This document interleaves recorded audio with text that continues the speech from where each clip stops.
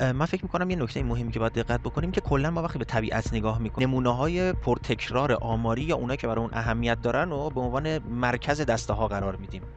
ماهیت اطلاعاتی که در موجود زنده هست و این هنوز به نظر من مسئله است که خیلی گهگاه یادمون میره. دشواری اساسی و این پیچیدگی ذاتی که تحلیل اطلاعات زیستی هست که هر لحظه رخ میده در یافته‌های زیستی. یه حیاتی رو که اون موقع بوده ولی اکستینکت شده، منقرض شده رو یه جوری دارن بازسازی میکنن و ببینن شبیه سازی کنن که این آنزیم ها چطور اون موقع کار میکردن. حیات نبود و بعد به وجود اومد. با سلام و درود خدمت بینندگان و شنوندگان پادکست هوشیوار، بسیار خوشحالم که با جلسه دیگه در خدمت شما هستم. امروز دو تا مهمون دارم. یکی از مهمانان رو قبلا در خدمتشون بودم یک بار، آقای دکتر عطا کالیراد، متخصص زیست‌شناسی تکاملی و پژوهشگر در مؤسسه ماکس پلانک آلمان، و پوری آزادی عزیز که فکر کنم جلسه چهارم یا سوم یا چهارممون باشه که در مورد موضوعات مختلفی با هم صحبت کردیم، به خصوص مسئله اراده آزاد. ولی با توجه به که به هر حال تحصیلات ایشون و فعالیت تحقیقاتیشون توی زمینه همین سیستم بیولوژی و زیست‌شناسی سامانه‌ایه، ازشون خواهش کردم که همراه من باشن که با آقای دکتر کالیراد بتونیم با هم گفتگو داشته باشیم. جلسه قبل در خدمت اولا خوش اومدید به این جلسه آقای دکتر. اگه نکته‌ای دارین بفرمایید. نه ممنون که دوباره فرصتی دستم قرار دادید که بحث رو ادامه بدیم. پوریا جان نکته‌ای داری بفرما شما هم. من اول سلام می‌کنم و خیلی خوشحالم که در خدمتتون هستم. امیدوارم که گفتگوی خوبی داشته باشیم. حتما اینطور خواهد بود. جلسه قبل دوستانی که دیدن که خب میدونن در مورد چه موضوعاتی صحبت کردیم. قرار بود پوریا جان هم باشه، به دلیل مسائل فنی نشد، ولی خب خوشبختم که الان تونستیم هممون کنار هم باشیم. بیشتر از آقای دکتر در مورد مسئله ژن محوری و سامانه محوری در زیست شناسی پرسیدم و در مورد نویز، تصادف، مسئله امرجنس و نوظهور و در طول تکامل چجوری اینا اینتراکشن داشتن با ژن ها و اون پلاستیسیتی که توی تکامل وجود داشته. یه مقدار در مورد اپیژنتیک صحبت کردیم و در واقع بین نسلی و انتقال بین نسلی بعضی از صفات و مسئله خودسازماندهی در سیستم های زنده که مسئله خیلی مهمی امروز شاید بتونیم یه مقدار بیشتر صحبت کنیم، و اون کازالیتی پایین به بالا و بالا به پایین که بحثش نه تنها در تکامل مطرحه بلکه در خود فیزیک و مسائل عصب شناسی هم بسیار مهمه. و در آخر هم یه مقدار در مورد ریداکشنیستیک ویو به بیولوژی و تقلیل‌گرایی در زیست‌شناسی و مسئله سیستم محوری صحبت کردیم که حالا بحث داغی هم هست در بین زیست‌شناسان. و در آخر هم یه مقدار تاچ کردیم، برخورد کردیم با مسئله اطلاعات و پردازش اطلاعات در موجود زنده و همون کتاب خانم سارایی ماری واکر، ولی خب نشد واردش بشیم. ولی امروز دیگه خب اونا رو تکرار نمی‌کنیم. یه مقدار فقط دوست دارم اگه بشه در مورد مسئله نوظهور یه مقدار با هم بیشتر صحبت کنیم، چون مسئله‌ای که خودم دوستش دارم و به نظرم موضوع مهمیه و به تدریج خب دیگه تو علمم ثابت شده که موضوع کاملا علمیه و فلسفی نیست و نقش داره در تکامل موجودات زنده و اصلا سیستم‌های زنده. و بعدم یه مقدار در مورد خود حیات صحبت کنیم، ببینیم که اصلا حیات مفهومش چیه، مرز بین شیمی و زیست‌شناسی چیه. و خب حالا یه مقدار سوال دیگه هست که در طول گفتگو من مطرح می‌کنم و حتما پوریا جانم سوالاتی داره و ممکنه بتونه به بحث حتما اضافه کنه و به صورت حالا فی‌البداهه خب میریم جلو ببینیم به چه صورته. سوال اولی که میخوام بپرسم، حالا سوال مهمی هم هست. سوال اینه که مرز شیمی و زیست‌شناسی کجاست؟ یعنی یکی از واقعا سخت‌ترین پرسش‌هاییه که شما دوستان و مهمانان من حتما بهتر از من میدونن که واقعا این نقطه‌ای که شیمی تبدیل به زیست‌شناسی میشه در کجاست؟ ما باید برگردیم به چند میلیارد سال قبل که حیات به وجود اومده.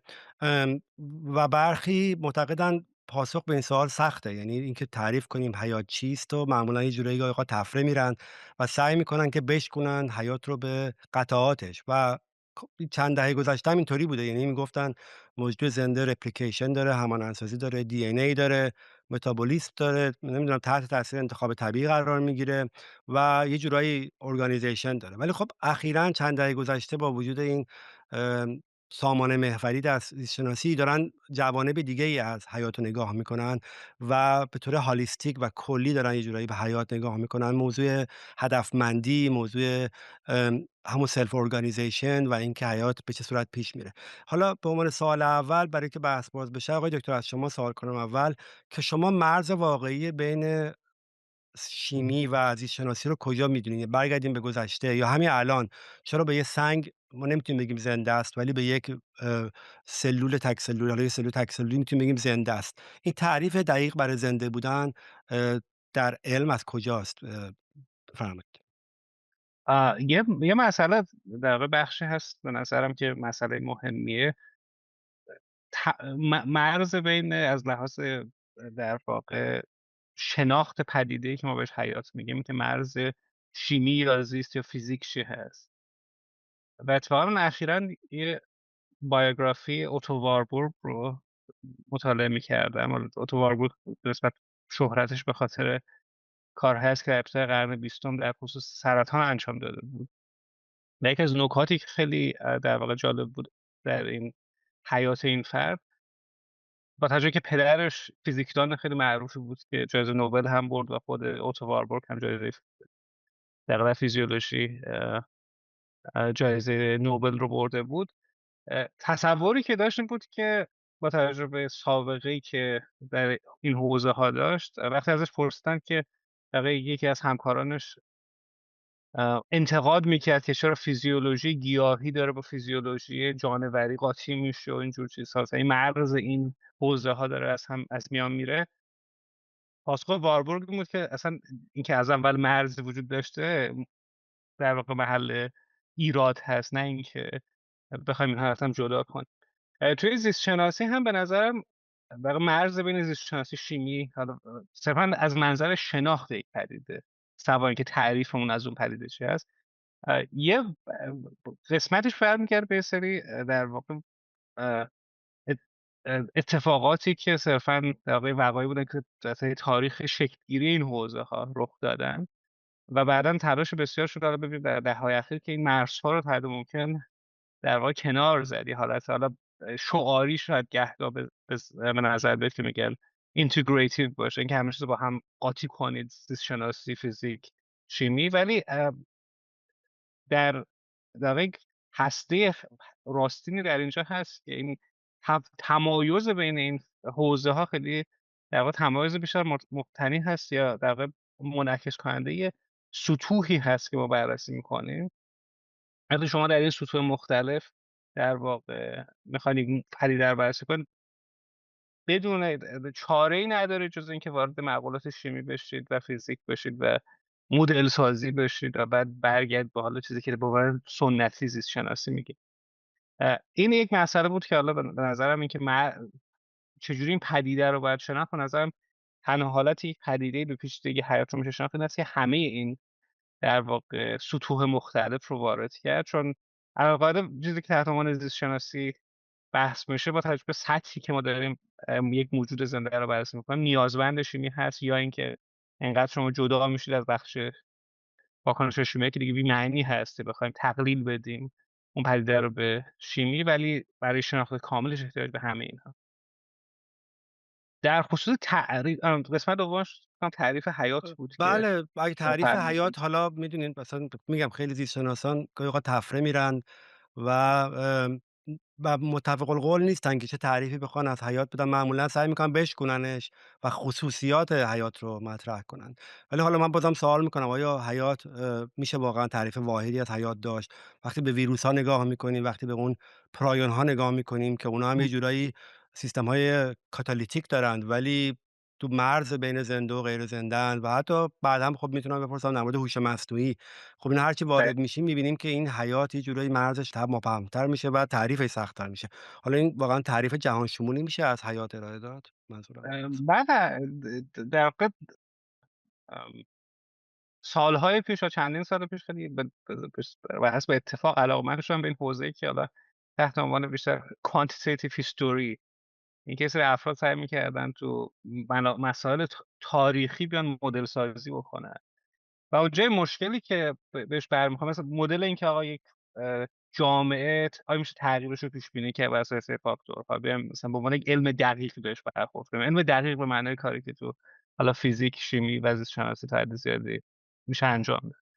ولی مشکلی که اونجا بود این بود که قسمت اعظم اتفاقایی که در طول تاریخ افتادن یک بار رخ دادن.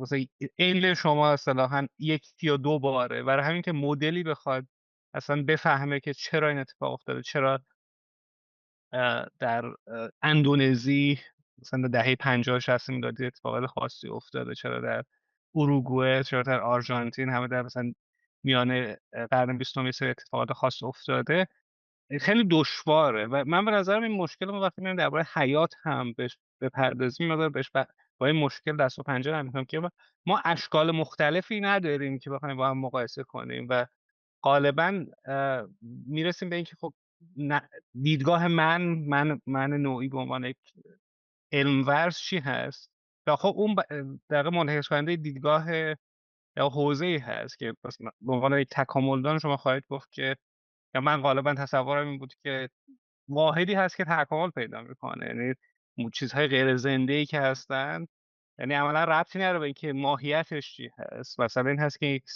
سیستم، حالا به معنی عام کلمه، سامانه‌ای هست که تنوع میتونه تولید کنه و تحت اثر چیزی که ما تحت عنوان انتخاب طبیعی مینامیم قرار بگیره. ولی چون این تعریف وابسته نیست به ماهیت در سرشت این سیستم، شما وقتی میرسید به سامانه‌های دیجیتال، مثلا هر چیزایی که تحت عنوان هوش مصنوعی یا اون لارج لنگویج مدل یا هر چیزی که در واقع اخیراً به وجود اومده، با توجه به که این تعریف اصلا ربطی به کربن نداره و شما میتونید توی سیلیکون یا هر فضای دیگه‌ای همین اتفاقات بیفته، اونجا بحث مطرح میشه که آیا اینها حیات هستن یا نه.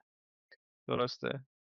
و اونجا دوباره مشکلات دیگه به وجود میاد، به خاطر اینکه یه مسئله هم که ما داریم که فکر می‌کنم کسانی که تو حوزه کانشسنس، خودآگاهی مطالعه کردن، با این مسئله برخورد میکنن که ما بسیار از اوقات و در این چند سال اخیر با تجربه پیشرفته که در هوش مصنوعی رخ داده، این اتفاق دقیقاً در پیش چشم ما افتاد که آزمون‌هایی که در سر می‌پروردیم برای اینکه ماشین رو از غیر در واقع ماشین و انسان رو از هم در واقع متمایز کنیم یا تمیز بدیم، اون آزمون‌ها دیگه عملاً بی‌اعتبار شدن. مثلا شما آزمون‌های در حالا یا آزمون تورینگ یا امثال در واقع نسخه‌های دیگه از اون آزمون، به این نتیجه رسیدن که خب این که بی‌معنیه، چون شما با یک AI صحبت کنید به نظر میاد که مثل آدم داره صحبت می‌کنه. بعد مسئله اینجا میشه خب نه، این واقعاً فکر نمی‌کنه. و مسئله اونجا میشه به این که عملاً این حالت تقریباً پیشامدرنی که شما تصور می‌کنید یک تقدسی داره اون چیزی که ما جز در واقع ما در اون کاتگوری قرار می‌کنه به عنوان موجود زنده. حالا وقتی که به خود ما به عنوان گونه میرسه، موجودی که قدرت تفکر داره و بعد صرفاً مثالی که شامل ما میشه یک حالت متمایزی که مگر در حالتی که 100% اوورلپ داشته باشه با چیزی که ما هستیم، واقعاً در اون تعریف نمی‌کنه، چون که اون دوباره خودش عملاً میشه یه سری کاتگوری‌های، یه سری از طبقه بندی‌های غیر علمی که عملاً برای معناست که خب دقیقاً چیزی که ما می‌خوایم یک عملاً چیزی هست که خیلی ملموس نیست، ولی ما می‌دونیم که حیات اون چیزو داره. اون چیزی هست که حالا تو حوزه کانشسنس تحت عنوان کوالیا مطرح می‌کردن که مثلا حتی اگه سامانه مصنوعی همه رفتارهای یک سامانه طبیعی هوشمند دارای آگاهی رو تولید کنه، بازم کفایت نمی‌کنه، چون یه سوسی هست اضافه بر اون که فقط در این وجودات یافت میشه. و از این منظر وقتی به تعریف حیات میرسیم، این مشکل به وجود میاد که دقیقاً هم ما نمونه‌های مختلف حیات رو پیدا نکردیم که بگیم مثلا انواعی هست که در این کرات ما دیدیم و اونی که در کره زمین هست، اینها حیات هستن. به خاطر این مسائل غالب بحثی که ما می‌کنیم این هست که حیاتی که اینجا به وجود اومده رو یک بار هم به وجود اومده، حالا یک بار که فرض ما بر این هست که شما یک کامن انسستری دارید اینجا رخ داده و اون حیات هست و هر چیزی که بشه در واقع میتونیم به اون اضافه کنیم چیزها رو در طی در واقع گسترش فهممون از در واقع مثال‌هایی که در عالم طبیعت هست، ولی اینکه بخوایم مرز درستی رو مشخص کنیم که از اون مرز بشه استفاده کرد در هر در واقع حالت دیگه‌ای در برابر هر نمونه جدیدی، اون خیلی دشواره به نظرم، چون دقیقا به همون مشکلی برمیخورد که میخواید وقتی با هوش مصنوعی در واقع هوش مصنوعی رو در یک طبقه‌ای قرار بدید و اونجا دوباره خیلی ساده نیست که بگیم خب تعریف ما این بود که شما نمیفهمیدین انسان نیست و این گول خوردید منم پس این انسانه، بعد خب میگه خب نه مشخصا این نیست، ولی خب بعد دقیقا شما تو این مسیر گیر میافتید که دائما تعریف رو باید تغییر بدید و مثلا این خیلی دشوار میکنه در خصوص بله. تعریف حیات و به نظر میاد که یا افراد تفره میرن یا شما یا به گهگاه شما میگید که خب این مثال معروف که حالا ما تعریفش رو نمیدونیم ولی اگه ببینم میتونم بگم که این حیات هست یا نیست. درسته که دوباره اجازه میده که یه فضای زیادی برای تفسیر داشته باشیم. ممنونم. حالا پوریا جان اگه نکته‌ای داری اضافه کن، چون کتابی که ما اخیرا ترجمه کردیم، البته من ترجمه کردم، آقای رضا امیر ترجمه کردن، کتاب آقای فیلیپ بال به نام How Life Works.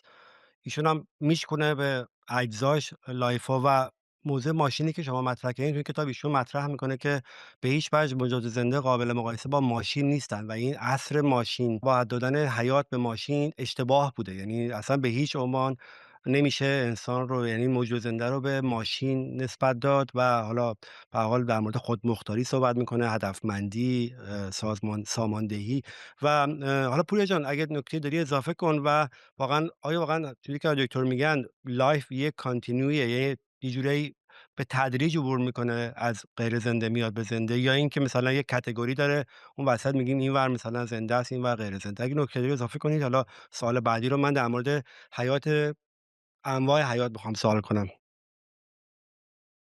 من به اصطلاح چون بخش مهمیشو در واقع توضیح دادن دیگه تکرارش نمی‌کنم، چون فکر می‌کنم همون حرفا رو باید می‌زدم یعنی، ولی یه چند تا نکته در حاشیه بحث اضافه کنم که تکمیل بکنه. من فکر می‌کنم یه نکته مهمی که باید دقت بکنیم که کلا ما وقتی به طبیعت نگاه می‌کنیم و وقتی می‌خوایم پدیده‌ها رو به چند دسته تقسیم بکنیم، خیلی وقتا به نمونه‌های پرتکرار آماری یا اونایی که برای اون اهمیت دارن رو به عنوان مرکز دسته‌ها قرار میدیم. خب و تمایز دادن مرکز دسته‌های مختلف خیلی دشوار نیست، یعنی مثلا سنگ و آدم خیلی دشوار نیست تمایز دادنش، ولی همواره که حالا یه ذره شاید کلمه درستی نباشه ولی بسیاری از موارد شما پدیده‌هایی رو می‌بینید که جزء حالت‌های حدی قرار می‌گیرن و اون وقت در واقع اینکه این حالت حدی رو ما تو کدوم دسته قرار بدیم یه مقدار دشوار میشه. مثالیش که چند تا مثال درباره حیات اگه بخوایم بزنیم، خب نمونه ویروس‌ها خیلی نمونه خوبیه. ما تا در واقع پیش از این تو یکی دو دهه تا پیش از یکی دو دهه پیش تقریبا مبنامون انگار این بود که ویروس رو فاقد در واقع سیستم متابولیکی مستقل بدونیم و تقریبا اون مواردی هم که مشاهده و در واقع بررسی می‌کردیم تقریبا تو همون دسته قرار می‌گرفتن. ولی خب توی سالیان اخیر یه سری اکتشاف‌های حدی در واقع صورت گرفته که بعضی از ویروس‌ها ابعاد خیلی بزرگ غیر عادی داشتن، در واقع ویروفاژها. خب و اونایی که میزبان ویروفاژها میشن، خود ویروس‌ها ابعاد خیلی بزرگ غیر عادی داشتن و بعضی از در واقع اجزای ماشینالات متابولیکی سلول‌ها رو هم داشتن. این یه نمونه مثلا مال اینور که خب تا پیش از این غیر زنده حساب میشد، الان باید چیکار کنیم؟ چون نصف و نیمه مثلا اون معیارهای ما رو برآورده میکنه، نه اینجوری که کامل برآورده نکنه، نه اینجوری که کامل برآورده میکنه، یه حالت وسط قرار میگیره. یا از اون طرف درباره مثلا آرکی‌ها و باکتری‌ها ما تقریبا خب یقین داشتیم که اینا حتما در واقع زنده حساب میشن و خب در واقع یک سیستم متابولیکی مستقل داشتن هم جزء شروطش حساب میکردیم و باز دوباره توی سالیان اخیر بعضی از آرکی‌ها رو ما کشف کردیم که ابعادشون از بعضی از ویروس‌ها کوچیک‌ترن و اتفاقا از نظر در واقع سازوکار متابولیکی یک سیستم مستقلا پایدار انگار نیستن. خب حالا ما اینو کدومش حساب بکنیم یه مقدار دشوار میشه و من فکر میکنم که درباره در واقع زنده و غیر زنده همچین مسئله وجود داره توی موارد دیگه، مثلا توی شکلگیری حیات هم باز همچین مسئله وجود داره. ما از کجا رو باید مبدأ حیات بدونیم؟ اهم. از وقتی که مثلا اولین در واقع مجموعه خودکاتالیزگر به وجود اومد ما اونو مثلا بگیم از اینجا به بعد زنده است، یا نه از وقتی که در واقع سازوکار تولید مثلش به شکل منظم در واقع با قابلیت تصحیح خطای امروزی مثلا در اومد و بعد زنده حساب کنیم. دقیقاً کجا اون نقطه‌ای که ما بگیم از اینجا به بعد زنده است کجاست؟ خب من فکر می‌کنم دلیل این دشواری یه مقدار بنیادی‌تره. ما وقتی داریم پدیده‌هایی که تو طبیعت خودشون از از در واقع منطق پیوسته دارن تبعیت میکنن و ما می‌خوایم دسته‌بندی گسسته در قبالش انجام بدیم، به هر حال یه سری نقطه رو به قراردادی ناچاریم که به عنوان مرز قرار بدیم و این مرزها خیلی وقتا در واقع ممکنه بین کسای مختلفی که دسته‌بندیش میکنن یکسان نباشه. درباره اون نقاط مرکزی که نزدیک اون مرزا نیست تقریبا توافقی وجود داره بین آدمای مختلف، ولی خب اون اینکه اون دقیقاً مرز کجا بذاریم این میتونه اهم. متفاوت باشه. در تکمیل صحبت‌ها بله. فکر می‌کنم نمیتونستم نکته‌ای دارید آقای دکتر اضافه کنید یا من میتونم سوال بعد بپرسم؟ من فقط یه نکته کوتاهی بگم در خصوص این پیوستگی ذاتی.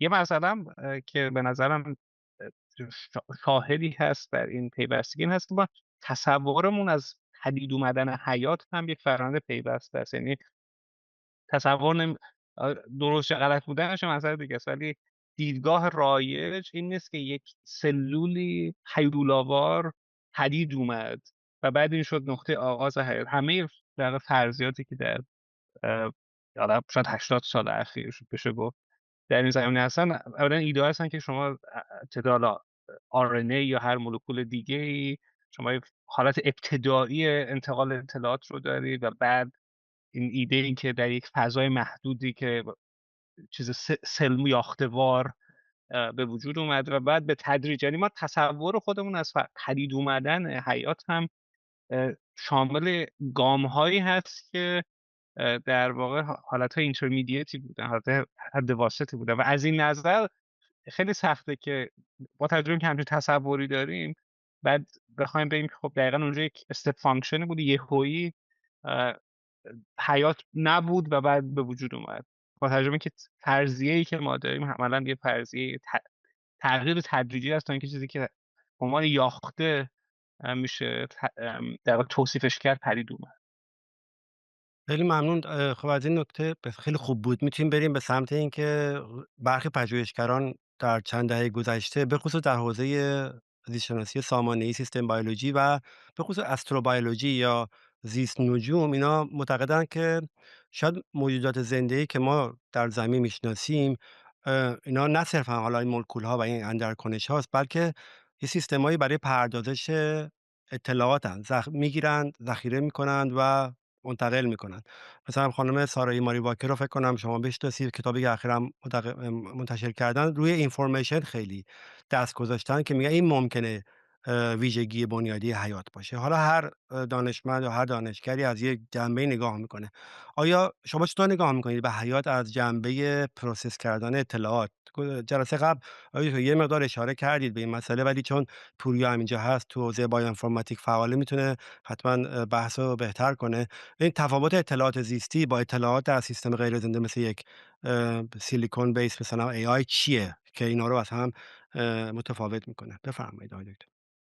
من به نظرم از یک منظر چون اطلاعات حالا معنی اینفورمیشن تیوری درست نظریه اطلاعات از اون منظر یعنی به عنوان یک ابزار یک نگرش همه چیز اطلاعات هست. درسته شما قانون دوم ترمودینامیک هم درباره اطلاعات هست. مثلا کل فرآیندهایی که آشوبناک بودن یک سیستم رو توضیح میدن در طول زمانی که در واقع چه وضعیتی داره همش درباره اطلاعات داره توضیح میده و اینکه کلا مسئله که خب دقیقا اطلاعاتی که در اون موجود هست شاید قابل کامپرس کردن هست.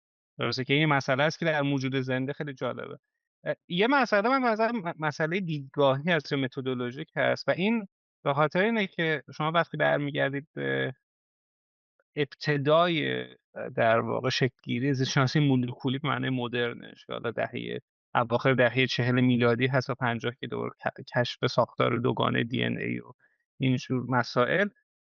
اونجا حالا خوشبختانه و متاسفانه واژگانی که در واقع وارد شد برای توصیف فرایندی که اطلاعات منتقل میشه در موجود زنده به سطوح بالاتر، عملاً مثل ترانسکریپشن، ترنسلیشن و امثال آن، و کلا ایده این که اطلاعات داره به معنی واقعی کلمه است اه، منتقل میشه و تا حد زیادی دیجیتایزد هست. اطلاعات هستن که گسسته هستن، چیزی نیست که در واقع اطلاعات به صورت در واقع در هم آمیخته باشه. کل ایده ای که اصلا به نظر من، حالا جورج گامو یکی از کسایی بود که کد دی ان ای رو در اول ما کشف کرد، که دقیقاً واحدهای سه‌گانه هست که خونده میشن و بعد هر واحد سه‌گانه تبدیل به گام هست. همین ایده ها که دقیقاً چجوری کد شده و اصلا لفظ این که کدینگ هست و دیکودینگ و اینجور مسائل عملاً باعث میشه که شما با دیدگاه اینفورمیشن در واقع بهش نگاه کنید. و به نظر من در این و دیدگاه بد نیست. این مسئله رو هم که یک سری کشف فهمی به وجود میاره وقتی شما میخواین توضیح بدید فرآیند تکوین و سایر برهم‌کنش‌های میان اطلاعات و محیط، یعنی که چجوری با هم میان‌کنش دارن. و حالا وقتی میرسیم به مسائلی که تحت عنوان حالا وراثت‌های غیر ژنتیکی، مسائلی از این دست، یکم دشوار میشه در این چارچوب بخوایم به سادگی همه رو در هم بیامیزید. ولی این چارچوب در بنیادی ترین سطحش خیلی کمک کرد به فهم اطلاعات، فهم در واقع اینکه اطلاعات زیستی چجوری منتقل میشه. و از نظر من یه مسئله که هست در موجود زنده خیلی جالب هست از منظر اطلاعاتی، در واقع اون توانایی هست که هم در واقع پروسس کردن اطلاعات در طول حیات فرد هست، حالا به ویژه در طی تکوین که یه سری پروسس کردن هست که وقایعی رخ میده که بازگشت پذیر نیست و دقیقا این سامانه صرفاً بازتولید یا ترجمه اطلاعاتی نیست که درش رخ میده، بلکه عملاً تفسیر اون اطلاعات هست. ما در جلسه پیش صحبت کردیم که فهم این که تکوین چجوری رخ میده با توجه به اینکه اطلاعات لازم برای رخ دادن تکوین در واقع به صورت خطی در ژنوم وجود نداره. عملاً شما باید یه تفسیری رخ بده در اون چیزی که حالا ما به شکل خیلی ساده انگارانه یک باکس، حالا یک بلک باکس رو تصور می‌کنیم که روش برچسب تکوین رو می‌زنیم و اون بلک باکس کل اطلاعات رو میگیره در خودش و در طی زمان که عملاً تکوین موجود زنده رخ میده اطلاعات رو تفسیر میکنه. و در عین حال اطلاعات محیطی رو هم بسیار از مواقع وارد میکنه، گهگاه به صورت اثر چیزی عملا میشه یک واکنش نویزی هست که اون سیستم محیط در واقع باعث میشه سری نویزی در این فرآیند تفسیر رو در گهگاه هم هدفمندتر که دقیقاً اطلاعات سیگنال های خاصی رو از محیط میگیره و در واقع تصمیمش رو عوض میکنه. این به نظرم بعد در طی حیات فرد هم شما عملا تغییراتی که رخ میده عملا واکنش همون سیستمی هست که تکوین یافته به صورت دائم هم به سیگنال های درونی و هم بیرونیه. به نظرم این در واقع دینامیزمی در این سیستم هست، در این سامانه‌ای که هم اطلاعات رو در خودش ذخیره کرده، اطلاعات رو منتقل میکنه و اطلاعات رو پردازش میکنه و دائما یه فیدبک هم با محیط بیرون داره. توی در واقع سازه‌های سینتتیک گهگاه یافت میشه، یعنی به نظرم دوباره این مسئله است که یک سیاه و سفید نیست، چون یه ترموستات هم عملا به اطلاعات بیرونی داره پاسخ میده و یه تصمیمی میگیره و اطلاعات پردازش اطلاعات یه چیز خیلی در واقع جادویی نیست که فقط موجود زنده انجام بده. ولی به این سطح از اطلاعات که میرسیم و این میان کنش بین حجمی از اطلاعات که باید پردازش بشه و در عین حال منتقل بشه و اون پروسسینگ در طی تکوین رخ میده، به نظر یک در واقع بخشی است که مطالعه و بررسی موجود زنده رو جذاب میکنه و نظر تا حد زیادی متمایز میکنه از سامانه‌های دیگه. ولی مثلا هم که اینجا هست خیلی مقایسه هم خیلی در واقع سخت هست بین همچین سامانه‌ای و سامانه‌ای که ما خودمون میسازیم. درسته، یعنی عملا شما این حالا مرحوم دنیل دنت خیلی این مثال رو استفاده میکرد در واقع در چند کتاب آخری که در واقع کار میکرد در خصوص اون کلیسای لا ساگرادا فامیلیا در بارسلونایی که گاودی طراحی کرده و هنوز هم به پایان نرسیده و بیش از یک قرن هست در حال ساخته و اینکه این چقدر از بیرون شبیه لانه موریانه هست. ولی خب مسئله‌ای که اونجا مطرح میشه این هست که کامپلکسیتی که در اون سازه هست، در اون کلیسای در واقع جامع هست، اون کامپلکسیتی به خاطر این هست که اون گاودی، اون آرشیتکت، اون معمار در واقع این تصور در ذهنش بود که این سازه چه خواهد شد.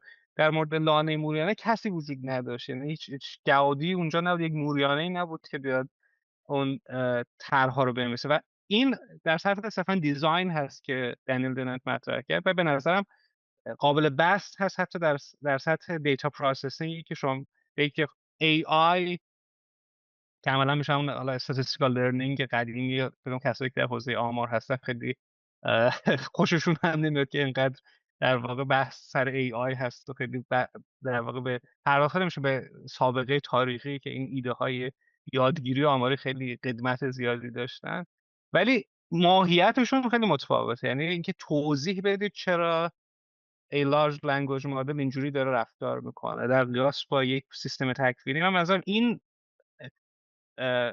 در واقع اون پازلی هست که ما باید ما در واقع سعی میکنیم حل کنیم. درسته اینکه بعدا بگیم خب آیا کامپلکسیتیش قابل مقایسه هست، اون راههایی هست برای اینکه اصلا کامپلکسیتی رو اندازه بگیرید، ولی به نظرم اون یه سوال متفاوتیه. اینکه اصلا ماهیت این سامانه‌ای که عملا تکامل پیدا کرده که این کار انجام بده چگونه هست و با توجه که این همه محدودیت‌های مختلف داره در طی تکامل و این همه در واقع نویزهای مختلفی هست که باید باش دست و پنجه نرم کنه و این تصمیم‌هایی که باید گرفته بشه بدون هیچ گونه برنامه نویسی. درسته، یعنی این هم دوباره مسئله بود در خصوص ژنوم که گهگاه تشبیه میشد به یک برنامه کامپیوتری. اگه کسی برنامه کامپیوتر نوشته باشه کاملا متوجه میشه که ابدا شما نمیتونید یک توصیف کلی ارائه بدید و انتظارش که برنامه کاری انجام بده. حتی الان با سیستم های مثل لارج لنگویج مدل ها شما توضیح کلی میتونید به اون سیستم بدید، ولی اون سیستم کدی که تولید میکنه تمام گام های مختلف رو توش در واقع نوشته و این خیلی متفاوت هست با ماهیت اطلاعاتی که در موجود زنده هست و این هنوز به نظر من مسئله است که خیلی گهگاه یادمون میره، این دشواری اساسی و این پیچیدگی ذاتی که در فرایند در واقع تحلیل اطلاعات زیستی هست که هر لحظه رخ میده در یافته‌های زیستی. بله خیلی ممنون. اتفاقا یه خلاصه تقریبا میشه که با کتاب آقای فیلیپ بار شما ارائه دادید، چون تقریبا همون مسائل رو داره ایشون هم مطرح میکنه که منتقد دیدگاه بلوپرینتی و خوندن دی ان بلوپرینت خوندن دی ان که ما اگه دی ان ای رو داشته باشیم میتونیم ببینیم که موجود زنده چجوری میشه. در ایشون میگه نه، اگه دی ان ای ردیفش رو داشته باشیم نمیتونیم حدس بزنیم از روی ردیف دی ان ای که این میشه سگ، این میشه مثلا انسان.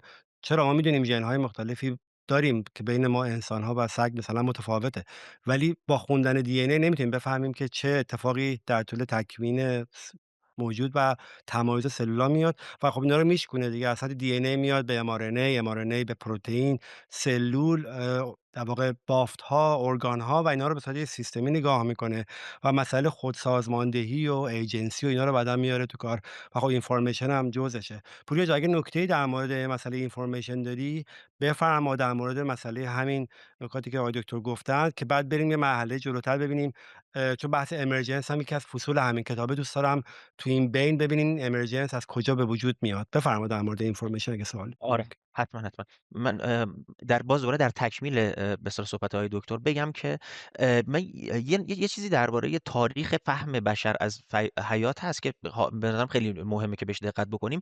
کلا در طول تاریخ خب آدمیزاد معمولا سعی می‌کرده با بهترین چیزی که پیچیده‌ترین ابزاری که میتونه بسازه حیات رو بفهمه.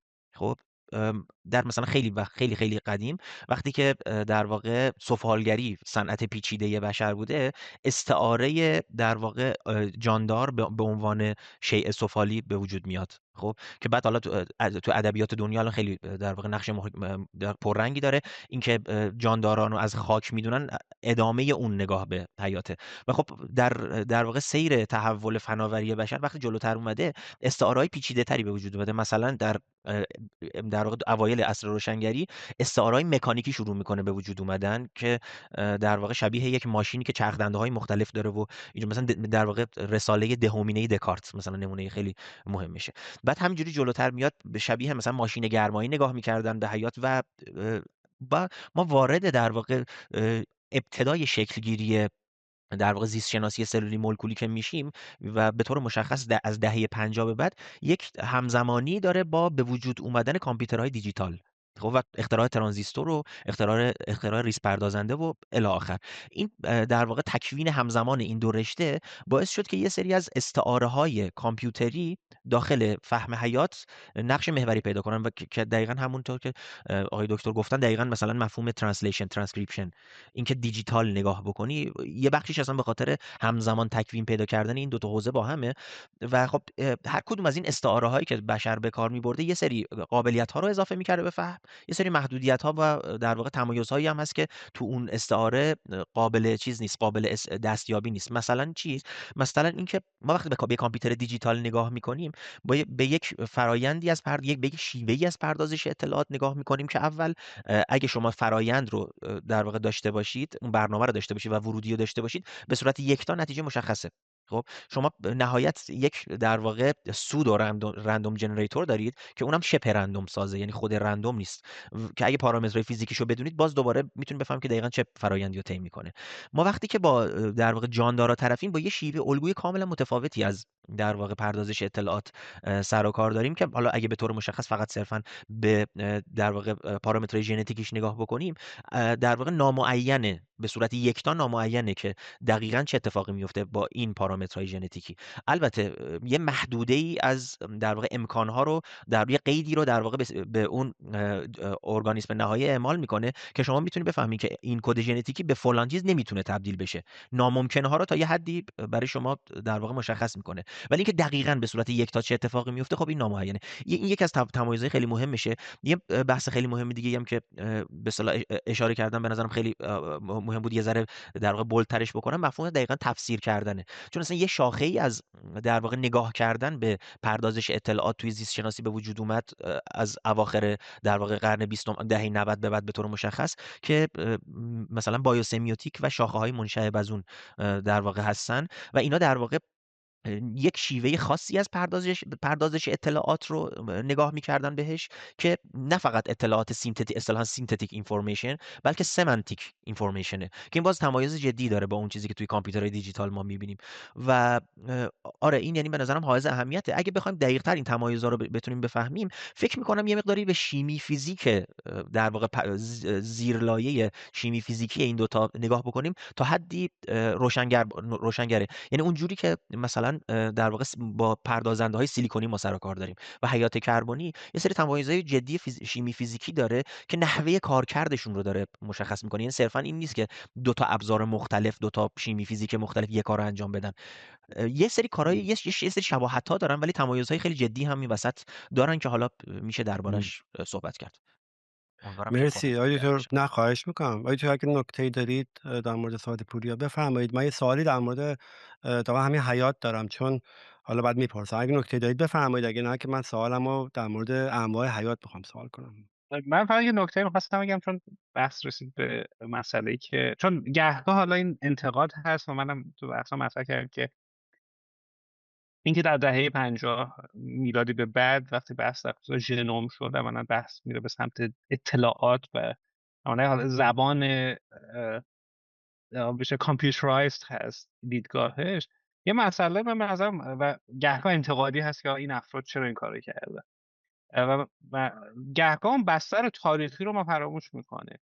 اینکه در واقع این ایده اتفاقا خیلی ایده انقلابی بود. چرا؟ چون در نیمه اول قرن بیستم دقیقا تصور در واقع دانشمندان خیلی مشهور این بود که در واقع چیزی که کلید حل مسئله وراثت و حیات از نظرشون فهم تکوین بود، نه اصلا اطلاعات ژنتیک. یعنی شما اون در دهه 20 و 30 میلادی در خود آلمان در برلین کل کاری که می‌کردن مسئله ارگانایزر بود که عملا تبدیل شد به هدف کلیشون و در واقع به موازات اون در دهه 30 میلادی شما در کمبریج این کلاب زیست شناسی نظری رو دارید که افراد مثل جوزف نیدم و ودینگتون اونجا هستن و این ایده که حالا ایده که اینها دارن مسئله تحت عنوان راه سوم مطرح میکنن the third way که که اون موقع یعنی در دهه 30 میلادی میگن نه زیست شناسی بیش از حد ریداکشنیست است، بیش از حد فروکاستگرایانه شده، بیایم چیزهای فلسفی و ریاضی و تکوین رو با هم در هم بیامیزیم و عملا اون گروهی که حالا کریک هست، جورج گاموف هست و امثال اونها که عملا تفسیر بیشتر دیجیتال رو ارائه میده، عملا واکنشی هست به اینکه این پروژه ارگانایزر و این پروژه راه سومی که میخواست این در واقع مسئله وراثت رو حل کنه عملا شکست خورد یا از اگه بگیم شکست خورد فکر کنم شاید بیش از حد در واقع خیلی دقیق نباشه، ولی عملا از سکه افتاد اون دیدگاه. و حالا علل مختلف داشت. علت اساسی این بود که عملا همسوتر بود با دیدگاه‌های در واقع دانشمندان شوروی و عملا رفت به سمت اینکه در واقع دیدگاه چپ‌گرایانه وارد شد. ولی به نظرم این نکته حتما باید گفته بشه که اون دیدگاه دیجیتال برای اون بره از زمان خیلی دیدگاه خوبی بود، چون در غیر این صورت اصلا شما اگه اون ساده سازی ابتدایی رو انجام ندید خیلی سخته که بخواید اکتشافات بعدی که در دهه 60 70 میلادی رخ میده، کلا پرنده ترجمه مشخص میشه، ماهیت ژن مشخص میشه، اصلا زیمور بنزر و افراد دیگه که حالا ماهیت اینکه واحد اطلاعاتی هستن چیه، مسئله رگولیشن ژن ها مطرح میشه، مدل مونو و امثال اونها، اینا هیچ کدوم مؤثر نمیشد اگر اون فروکاستگرایی اولیه اتفاق نمیافتاد. درسته ما صرفا با توجه که اون اتفاق افتاده میتونیم در عصر حاضر بگیم خب شاید این بیش از حد ساده انگارانه بود، ولی به نظرم هیچ وقت نباید انتقاد در واقع خیلی سختگیرانه برخورد کرد با کسایی که این ایده ها رو در میانه قرن 20 مطرح کردن. مرسی. حالا با توجه به این مقدمه که حالا مقدمه خوب خیلی خوبی هم بود، یه خورده بریم جلوتر. بحث امرجنس رو یه مقدار با هم باز کنیم. من خیلی دوست دارم این بحث رو، چون من خودم هم خب رشتم سلولی مولکولی هستش، ولی خب بیشتر دیدگاه ریداکشنیستی، یعنی کاری که انجام میدیم اصلا طبیعتش ریداکشنیستیه. ما با جین تارگتینگ کار میکنیم، یه ژنی رو خاموش میکنیم ببینیم چه اتفاقی میفته، چه میدونم یه چیزی رو اضافه میکنیم کم میکنیم ببینیم که سلول چه واکنشی نشون میده. در تمایز سلولی که از سلول‌های بنیادی ما انجام میدیم، خب این فاکتورها رو اضافه می‌کنیم، کم می‌کنیم ببینیم چجوری تمایز پیدا می‌کنه. و مشکل هم همینجاست. مشکل اینجایی که باید به دید سیستم محور بهش نگاه کنیم، سیستمی نگاه کنیم و امرجنس خب معمولا غایبه توی دیدگاه‌های مثلا ریداکشنیست و موضوع بسیار مهمیه که نشون میده برخی از این کلینیکال ترایل‌ها برای داروها یا بعضی از درمان‌ها فیل میشن، به خاطر اینکه بعضی از نکات رو رعایت نمی‌کنن یا نمیدونن یا حداقل در معادله نمی‌گنجن. این امرجنس هم مسئله چه جالبه، نه تنها در زیست شناسی بلکه در حتی میگم جامعه شناسی. ما با دکتر شوین وکیلی صحبت می‌کنیم، ایشون جامعه شناس هستن، در سطح جامعه هم مطرح میشه، در چه یک جمعیت مورچگان هم مطرح میشه مسئله نوظهور. یه مقدار اینا برای دوستانی که اولین بار اینو میشنوند و میخوام ببینن که ما در واقع یه پدیده رو نمیتونیم از روی قطعاتش توضیح بدیم و باید اینا در کنار هم قرار بگیرن و یک پدیده رو ظاهر کنن، مثل همون خیسی آب. ما از تک تک مولکولای آب نمیتونیم متوجه بشیم که این تره، ولی کنار هم قرار میگیرن اون تری رو نشون میدن. یا موضوع آگاهی که شما آقای دکتر اشاره کردید، موضوعی که الان خیلی برجسته است که میگن یه پدیده امرجنسه، این تک تک نورون ها اون خاصیت رو ندارن ولی کنار هم که قرار میگیرن یه پدیده امرجنسه. حالا شما با توجه به کارهایی که انجام دادید و خب در طول تکامل هم این بولد میشه دیگه، یا جاهایی که موجودات زنده خصوصیت‌هایی نشون میدن که میتونه امرجنت باشه و مسئله علیت بالا به پایین هم مطرح میشه که آیا این امرجنس خودش میتونه دوباره علیت داشته باشه روی پایین یا نه. حالا هم در مورد کازالیتی اگه نکته‌ای هست، چون جلسه قبلم صحبت کردید و ربطش بدید به امرجنس، که پوریا جان هم مطمئنا روی مسئله صحبت‌هایی میکنه یا سوالاتی خواهد داشت. بفرمایید دکتر، اگه در مورد پدیده نوظهور حالا معنیشو تو ایران نمیدونم نوظهور میگن یا برآمدگی، ولی خب من هر دو تا رو به کار میبرم. بفرمایید دکتر اگه نکته‌ای دارید در مورد در فنی. خصوص من این مسئله در خصوص emergent properties این در واقع رفتاری که سیستم نشون میده که لزوما در واقع حاصل صرفا با شناخت اجزاش به خودی خود قابل توضیح نیست. یه نکته من همیشه در برنامه جالب هست، این است که این لزوما مترادف نیست با کامپلکسیتی. یعنی یه سیستم لزومی نداره که خیلی کامپلکس باشه تا اینکه رفتار نوظهور نشون بده، چون ساده‌ترین مدل‌های ریاضی که استفاده میشه و منم خیلی بهشون علاقه داشتم در سالهای اخیر، مثل سلولار اتوماتایی که در دهه 30 میلادی یعنی فون نویمان و دیگران ایده اولیه‌اش رو دادن. این ایده است که شما سه سلول به معنی ریاضی صرفا یک سری واحدی دارید در فضای دو بعدی و یه سری قواعد خیلی ساده‌ای به اون سلول ها میدید که میگید در هر ساده ترین شکلش اینطوری خواهد بود که مثلا شما اگه سلول بغلتون سیاه هست شما سفید بشید، ولی اگه دو تا سلول بغلیتون سیاه هستن سفید بمونید، سیاه نشید. اینجور چیزها حالا در واقع چند صد قاعده بررسی شدن، یا فکر کنم الان دیگه هزاران قاعده بررسی شدن که دقیقاً چه اثری داره. ولی اتفاقی که میفته که این قواعد ساده رو شما برای تک تک سلول ها وقتی در واقع وارد میکنید و شبیه سازی رو انجام میدید، صرفا گهگاه اشکال خیلی جالبی، انگار مثلا پرنده داره جابجا میشه توی سیستم، با اینکه اصلا چیزی به عنوان اونجا تعریف نشده بود که بخوان سر سلول ها جوی رفتار کنن، انگار پرنده داره بال میزنه، اهرام ثلاثه شکل میگیرن، امثال اینا. این از این منظر جالبیه به نظر من emergent properties این است که لزومی نداره سیستم خیلی پیچیده باشه که شما این رو ببینید، درسته؟ و گهگاه این مثلا توی حتی در واقع پترن هایی که در ماسه ها دیده میشه، جاهایی که شما مثلا دما به شدت میره پایین و میره بالا و بعد گهگاه سری پترن های جالبی روی ماسه ها دیده میشه و بعدا وقتی مدل سازی فیزیکی میشه صرفا نشون میده که نه، با اینکه پترن خیلی تکان دهنده است، انگار یه نفر اومده اون رو کشیده، ولی اتفاقی میفته صرفا این در واقع افزایش و کاهش فضای بین ماسه‌ها به خاطر اینکه آب یخ میزنه و بعد دوباره آب به حالت مایع در میاد باعث میشه، درسته؟ از این نظر این نکته همیشه باید در نظر گرفته بشه که خیلی چیز اطلاعات زیادی نمیخواد در سیستم خیلی کامپلکس نخواهد. ولی به نظر من در زیست شناسی اون چیزی که جالب میکنه و من همین در واقع روزی نیست و برای من خیلی جالبه که این همه مدت به عنوان، حالا این همه مدت نه ولی چند ساله که به عنوان زیست شناس کار میکنم و بیشتر از زیست شناسی آموختم، مسئله تکوین هیچ وقت در واقع منو عادی به نظرم نمیاد، به خاطر اینکه دقیقاً همه اتفاقاتی که میفته در واقع مسئله پترن فورمیشن که حالا ما در شهر توبینگن جایی هست که این مسئله اصلیش اینجا کشف شد و حل شد در میان در واقع اواخر دهه 80 و دهه 90 میلادی که با جایزه نوبل هم منجر شد. این مسئله پترن فورمیشن مسئله است که عملاً شما چیزی که گیج کننده بود این هست که شما تو در اون مقالات در جنین یا لارو مگس سرکه شما در حین تکوین یه سری بندهای ظاهر میشن در واقع در طی این لارو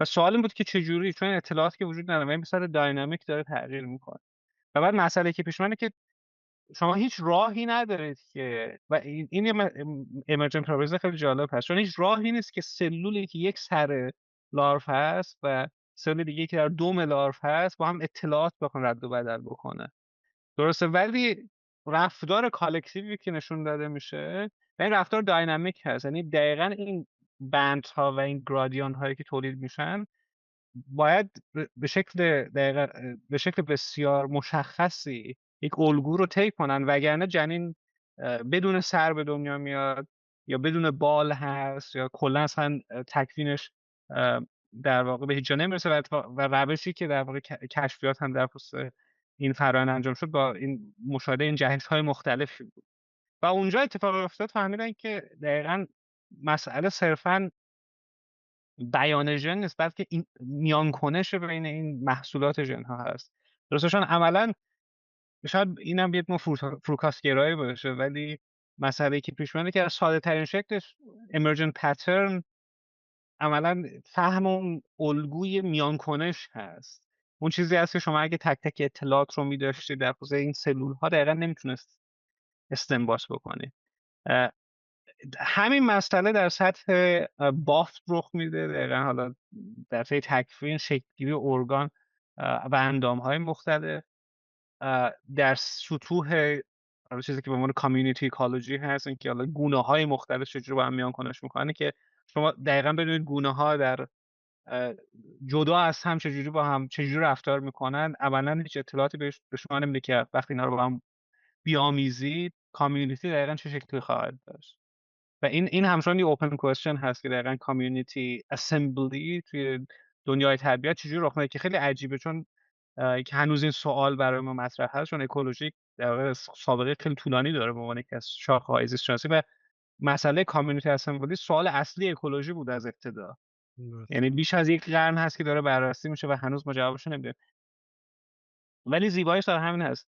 یه نکته فقط در خصوص کوزالیتی بگم که دقیقاً اه، جذابیتی که این مسئله داره، حالا در سطوح مختلف متفاوت هست، درسته؟ در سطح تکوین مسئله میره به سمت اینکه شما انتخاب طبیعی احتمالاً روی environmental robustness کار میکنه، مسئله کانالایزیشن مطرح میشه، اینکه اصلا سیستم تکوینی چجوری به جهش و به محیط پاسخ میده و انتخاب طبیعی روی این هم اثر میذاره، چون تکوین عملاً حیات موجود رو دستخوش تغییر میکنه. در سطوح بالاتر عملاً وقتی از سطح کامیونیتی نگاه بکنید، اون emergent properties هایی که اونجا رخ میده عملاً باعث میشه که فشار انتخابی به وجود بیاد روی موجودات و عملاً بخشی از اون صافی هست که انتخاب طبیعی از طریق اون عمل میکنه. برای همین این کوزالیتی اینجا بیشتر به یک شبکه بدل میشه که شما در زمانهای مختلف وقتی نگاه کنید و بکنید این مشکلی که مدرن همیشه ما تصاویر خیلی یا یک تصویری داریم از میانکنش ها و روابط علی، ولی مثلا است که شما در مورد یک موجود زنده باید بتونید ویدیوی این میانکنش ها رو نگاه کنید تا اینکه بفهمید دقیقاً چه اتفاقی داره میفته، چون دقیقاً در اسکیل های مختلف زمانی هم میانکنش ها متفاوتن، هم شدت و حدتشون متفاوت خواهد بود و صرفا با یک تصور عملاً انیمیتد، در واقع تصویر متحرک از این شبکه علی هست که ما میتونیم بفهمیم دقیقاً چه اتفاقی داره میفته. خیلی جالبه. این واقعا به حوزه، نه تنها میگم بیولوژی ربط داره، به حوزه های علوم دیگه هم ربط داره، از شیمی گرفته تا فیزیک و میگم علوم اعصاب.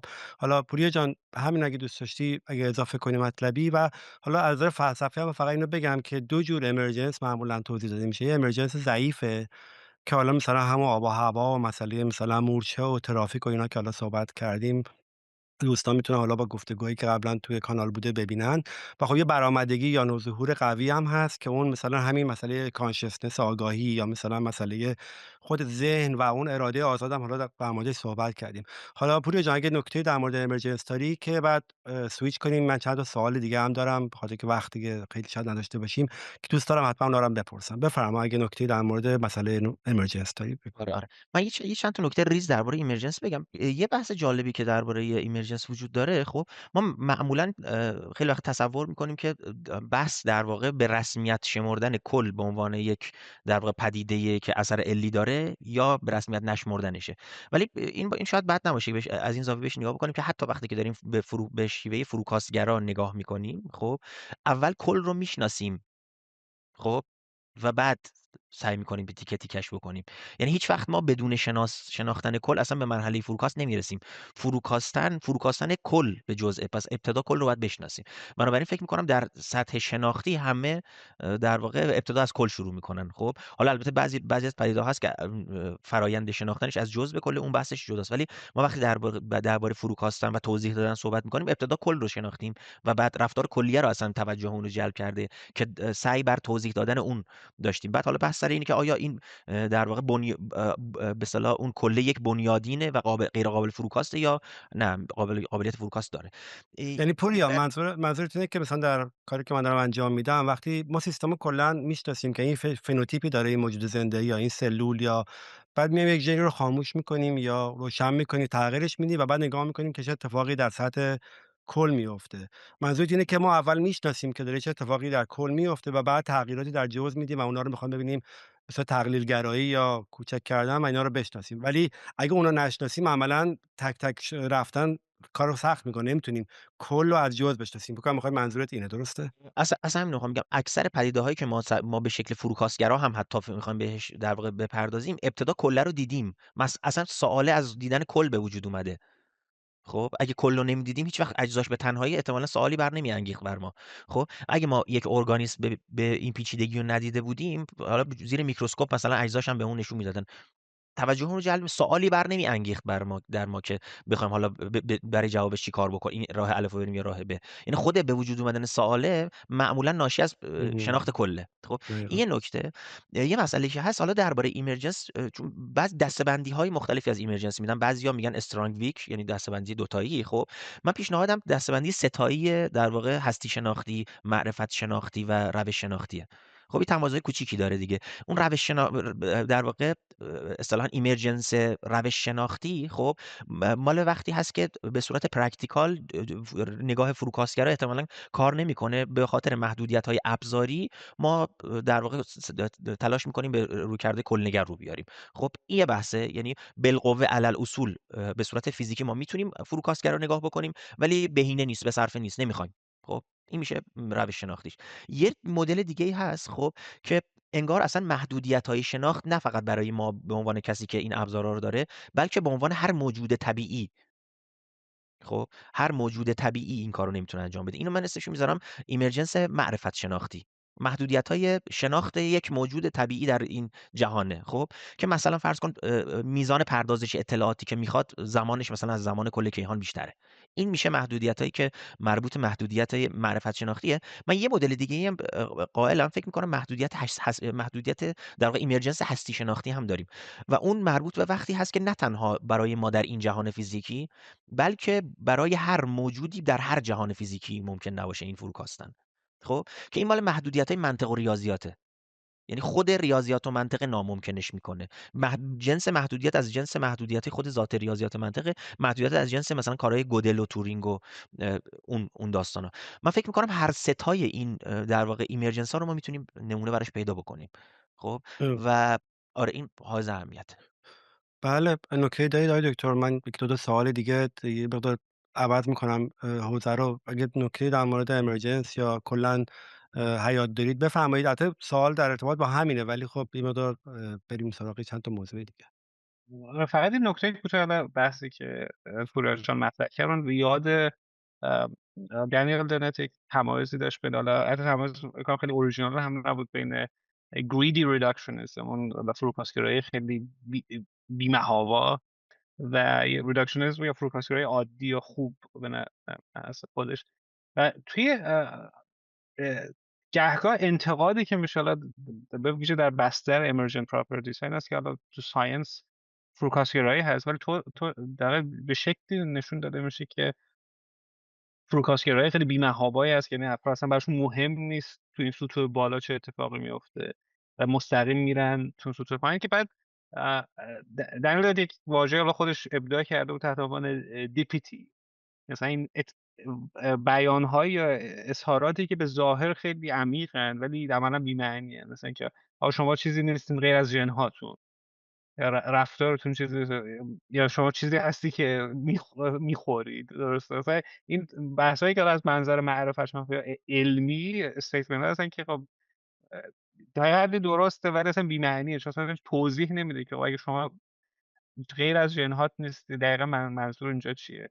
درسته؟ برای همین یه مثلا باید در نظر گرفته بشه که فروکاست گرایی به معنای درستش، حالا اگه به درستی استفاده بشه، راه خوبی هست برای فهم emergent properties. چون عملا شما یه مسئله هست که شما گهگاه هم از اون ور بوم میفته و میگه که آقا ما هولیستیک میخوایم باشیم. این اتفاق جوزف نید هم یک نمونه خیلی خوبی هست از این مسئله که دقیقاً باعث شد که بعداً هم کلاً علم و ول کرد، رفت به حوزه چین شناسی رو در واقع ابداع کرد، رفت به سمت اون فلسفه مشرق زمین. اینکه عملا از یه حدی به شما بگید هولیستیک هست و همه چیز مثلا نمیشه رفت در لایه‌های زیرین و فهمید، در اون صورت خب دیگه عملا توضیحی داده نمیشه، هیچ اصلا ساتیسفکشنی وجود نداره از لحاظ علمی، از لحاظ معرفت شناختی اصلا راضی کننده نیست که ما بتونیم. و زیبایی در این است که بشه به اجزای سازنده فرو کاست ولی بتونید توضیح بدید امرجنس رو. درسته که یک فهم در بهترین نمونه هایی که ما داریم در زیست شناسی که تصور میکنیم یک مسئله حل شده تا جایی که میشه حلش کرد، این هست که عملا ما میتونیم روابط علی رو توضیح بدیم و در واقع در سطوح مختلف پیش بینی کنیم که چه اتفاقی میفته و اون پیش بینی مطابق هست با اینکه خب بافت اینجوری شکل میگیره، سلول اینجوری تکوین پیدا میکنه و این emergent properties ها رو میشه توضیح داد و میشه با فهم اون روابط علی میشه تغییر داد. یعنی شما بدونید چه قوانینی هست، چه قواعدی هست که سبب میشه به اینکه در سطوح مختلف در الگوهای متفاوت غیر منتظره ببینید. اگه روابط علی رو کاملا تشخیص بده، با در واقع تغییر در سطوح پایین شما میتونید اون الگوها رو به شکل پیش بینی پذیری گهگاه تغییر بدید. بنظرم این همیشه باید در ذهن باشه که ریداکشنیسم یا فروکاستگرایی لزوما یک اتوبان یک طرفه نیست که اگه واردش بشید دیگه باید برید در همه چیز رو به فیزیک و کوانتوم تقلیل بدید و عملا اصلا در صورت دیگه عملا سطوح قبلی اصلا مهم نیستن که راه رو بر اصلا علم ورزی در مورد زیست شناسی میبنده چنین روی کردی. مرسی. بله، فکر می‌کنم یه کامبینیشن از هر دو باید فعلا داشته باشیم که نه کاملا ریداکشنیستی نگاه کنیم و نه کاملا هالیستیکی. این بحث تو سطح بالای بین دانشمندان هم مطرحه. خب من میگم اخیراً کتاب آقای داکینز رو من ترجمه کردم، ژنتیک مردگان. خب آقای داکینز در واقع معرف یا در واقع نماینده دیدگاه ریداکشنیستیه و هنوزم یه جورایی دی ان ای رو واحدهای انتخاب طبیعی میدونه. حالا با آقای دکتر جلسه قبل یه مقدار صحبت کردیم که آیا واقعا اینجوریه یا نه، که به نظر اینطوری نیست. به نظر میاد حالا سطوح دیگری هم هست، ولی به هر حال این بحث خیلی جالبیه که حالا دوستانی که علاقه‌مندن میتونن حتما دنبال کنند نظرات آقای داکینز و با آقای دنیس نوبل و همین آقای فیلیپ بال و افرادی که تو زمینه سیستم بیولوژی کار میکنند و امرجنس. خیلی بحث جالبیه. یه دو قسمت دیگه میخوام در واقع کاور کنیم اگه بشه توی عادت 20 دقیقه دیگه. در مورد حیات خودش میدونم پوریا هم کار کرده تو این زمینه، میتونه اضافه کنه، ولی از شما سوال دارم آقای دکتر.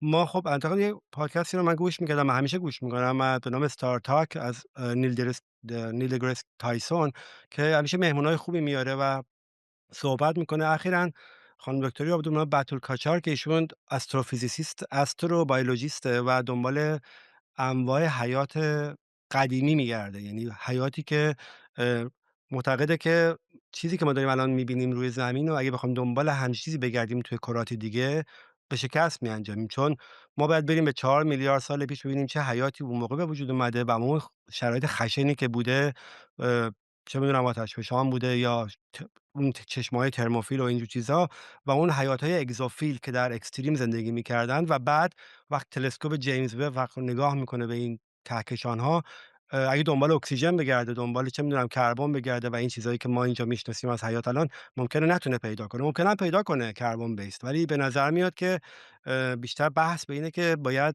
فکر کنیم شاید حیات جورای دیگه هم ممکنه وجود داشته باشه با این تعریف هایی که حالا با هم انجام دادیم، سیستمی و چه میدونم اطلاعات و پردازش و اینجور چیزا. و نظرتون چیه؟ آیا واقعا تمام حیاتی که ما فکر می‌کنیم وجود داره کربن بیسته، چیزی که ما الان داریم باهاش زندگی می‌کنیم، یا آیا میتونه فرم‌های دیگه‌ای از حیات با کمیستری‌های دیگه مثلا متان بیست یا سیلیکون بیست هم مطرح بشه، که حالا برمیگرده دوباره به همون مسئله هوش مصنوعی که حالا میتونن یه روزی اینا اگه خیلی پیچیده بشن درجاتی از حیات رو نشون بدن یا حتی ممکنه به آگاهی برسن. الان فلاسفه در مورد آگاهی سیستم‌های هوش مصنوعی هم دارن صحبت می‌کنن. یه چیزی نیست که حالا خیلی ابسترکت باشه و خیلی دور از ذهن باشه.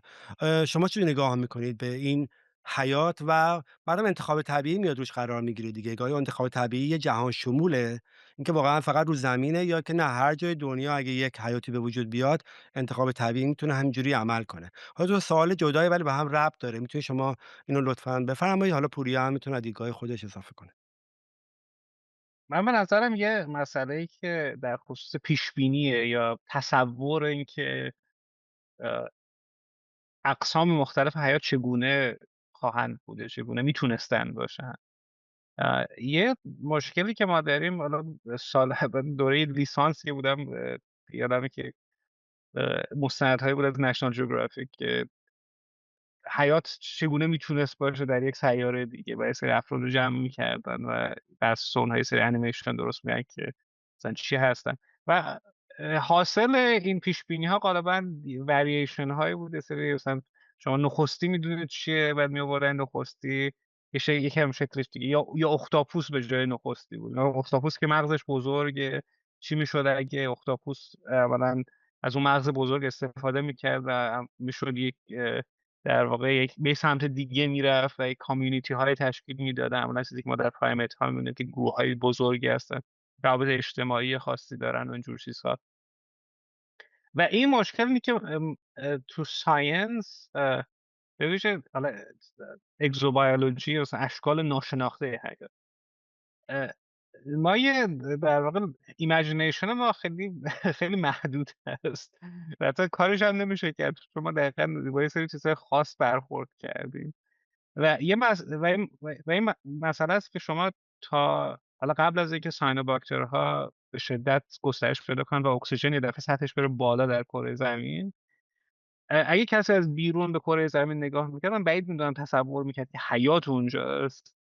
یعنی چیزی که میدید شما یه سری باکتریایی بودن که همشون غیر هوازی بودن، در قسمت‌های زیادی حالت استروموفیل بودن تو جاهای بسیار، یا در کف در واقع دریا بودن، جایی که فشار به شدت زیاد بود و این چشمه‌های در واقع گرمایی بودن. اولا که کسی از بیرون بخواد مشاهده کنه و بگه که اینجا حیاتی هست ممکن نبود تا اینکه ساینوباکترها به وجود اومدن. عملا یک اکستینکشن عجیبی رخ داد به خاطر اینکه اکسیژن یه دفعه بالا و برای قسمت اعظمی از موجودات کشنده بود این سطح از اکسیژن. برای همین من به نظرم دو تا مسئله است که برای من جالبه. این که با توجه به تصوری که ما از گستره کیهان داریم، اه، حالا اون قضیه فرمی هست که حالا حتما یه certainly یه جای حیات هست، اونو میخوام بپرسم بعد از این صحبت ولی شما. اینکه برای اینکه قابل دیتکشن باشه، اینکه چون ما تنها و این پارادوکسی هست که مثلا اون کش 22 معروف هست اینجا هم که اه، ما یه موجودی هستیم که حاصل یه فرآیندی بودیم که این توانایی رو داریم که دنبال موجودات دیگه یا دنبال حیات جای دیگه بگردیم. ولی علت این که ما میتونیم این کارو بکنیم اینه که ما حاصل این فرآیند بودیم. این فرآیند خودش ممکنه خیلی فرآیند نامحتملی باشه که به این نتیجه برسه. یعنی یه مسئله در واقع تمایز بین این است که حیات میتونه خیلی محتمل باشه، ولی حیاتی که منجر به همچین در واقع تنوعی بشه اصلا مشخص نیست. چون اگه حالا تو حوزه زیست شناسی، من دوره دکترام یه مدت خیلی در زمینه مطالعه می‌کردم با تجربه که مرتبط بود با یکی از در واقع تزی که داشتم. تولید مثل جنسی به خود در عالم حیات یک پازل بزرگه، چون تصوری که میشه که اصلا تکامل یافتن همچین مدلی از تولید مثل خیلی روش جالبی نیست. یعنی عملاً و انواع اقسام تولید مثل غیر جنسی وجود دارن و مدل‌های مختلف. و حالا در خصوص تولید مثل جنسی و غیر جنسی هم در واقع این تمایز سیاه و سفید نیست. یعنی شما حالت‌های مختلفی دارید که موجودات هستن 2 تا هسته دارن، یه هسته کوچیک استفاده میشه برای تولید مثل، هسته بزرگ استفاده میشه و انواع مختلفی که تولید مثل اصلا انجام میشه و در چرخه حیاتشون مثلا یک هم تولید مثل جنسی هست و هم غیر جنسی و امثال.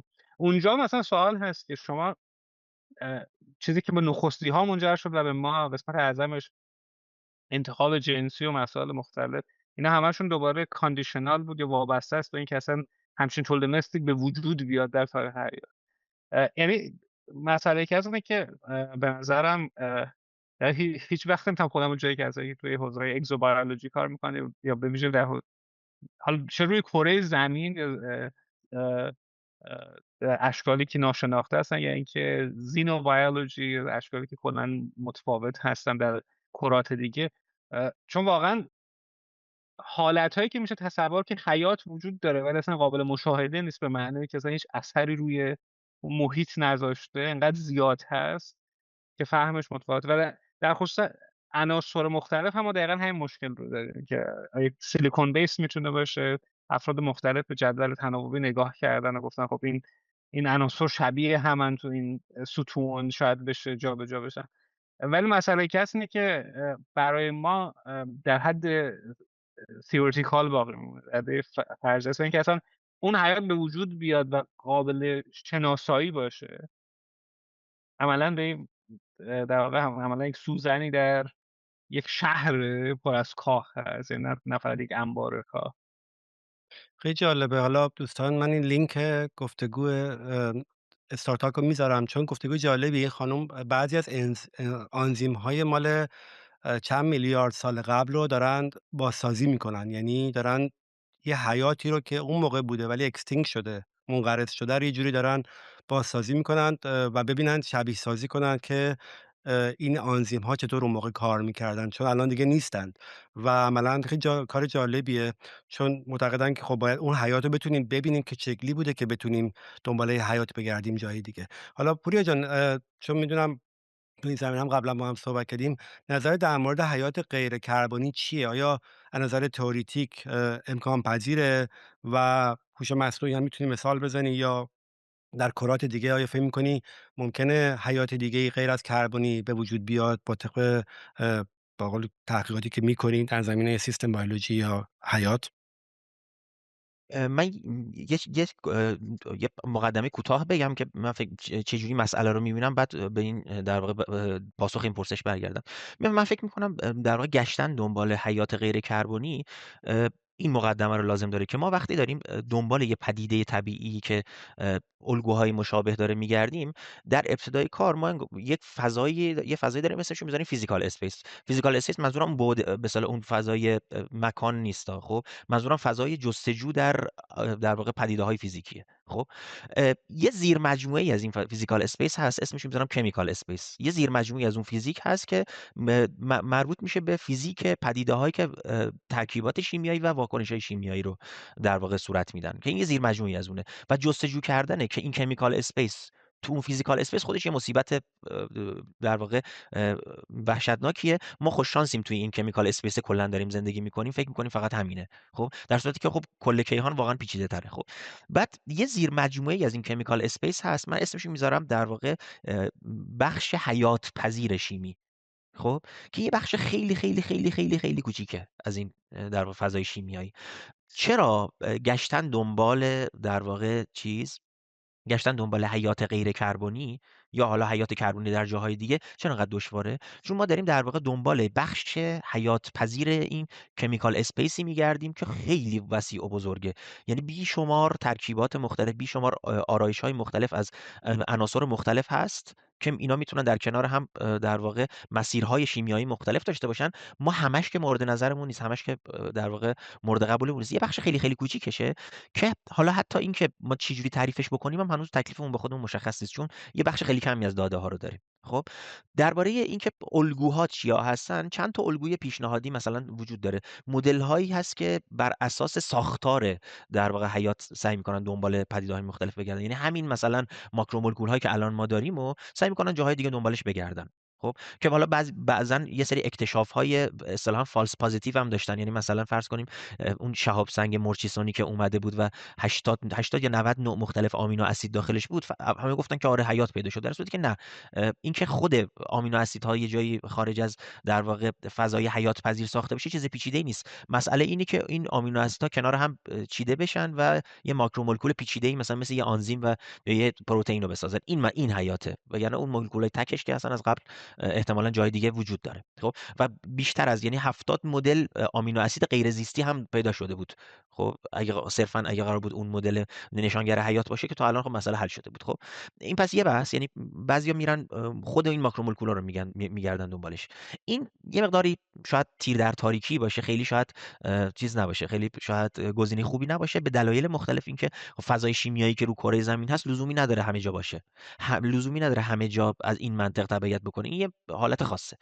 یه رویکرد دیگه‌ای وجود داره، رویکردهای فانکشنال در واقع هست که سعی میکنن اون رفتاری که یک جاندار از خودش نشون میده رو، اون شیوه کارکرد یک جاندار رو رصد بکنن، حالا ببینن که تو چه بسترهایی میتونه تحقق پیدا بکنه، بعد حالا برن دنبالش بگردن. قسمت دشوار چیه؟ اینه که ترجمه این کارکرد به اینکه کدوم اجزا میتوانند آن کارکرد رو داشته باشن. این جدای از اینکه پیدا کردنش سخته، اصلا درباره اینکه توافق بکنیم که میشه یا نمیشه، یا این یکی که ما الان دیدیم مصداقش هست یا نیست، دعواست. خب مثال مثلا همون بحث پردازش اطلاعاتی که چند دقیقه پیش دربارش صحبت کردیم، خب این میتونه محل نزاع باشه که آیا اصلا این پردازش اطلاعاتی که ما میگیم این همونه، یا نه صرفا ما داریم اینو برای ساده سازی این دوتا رو یکی میگیریم.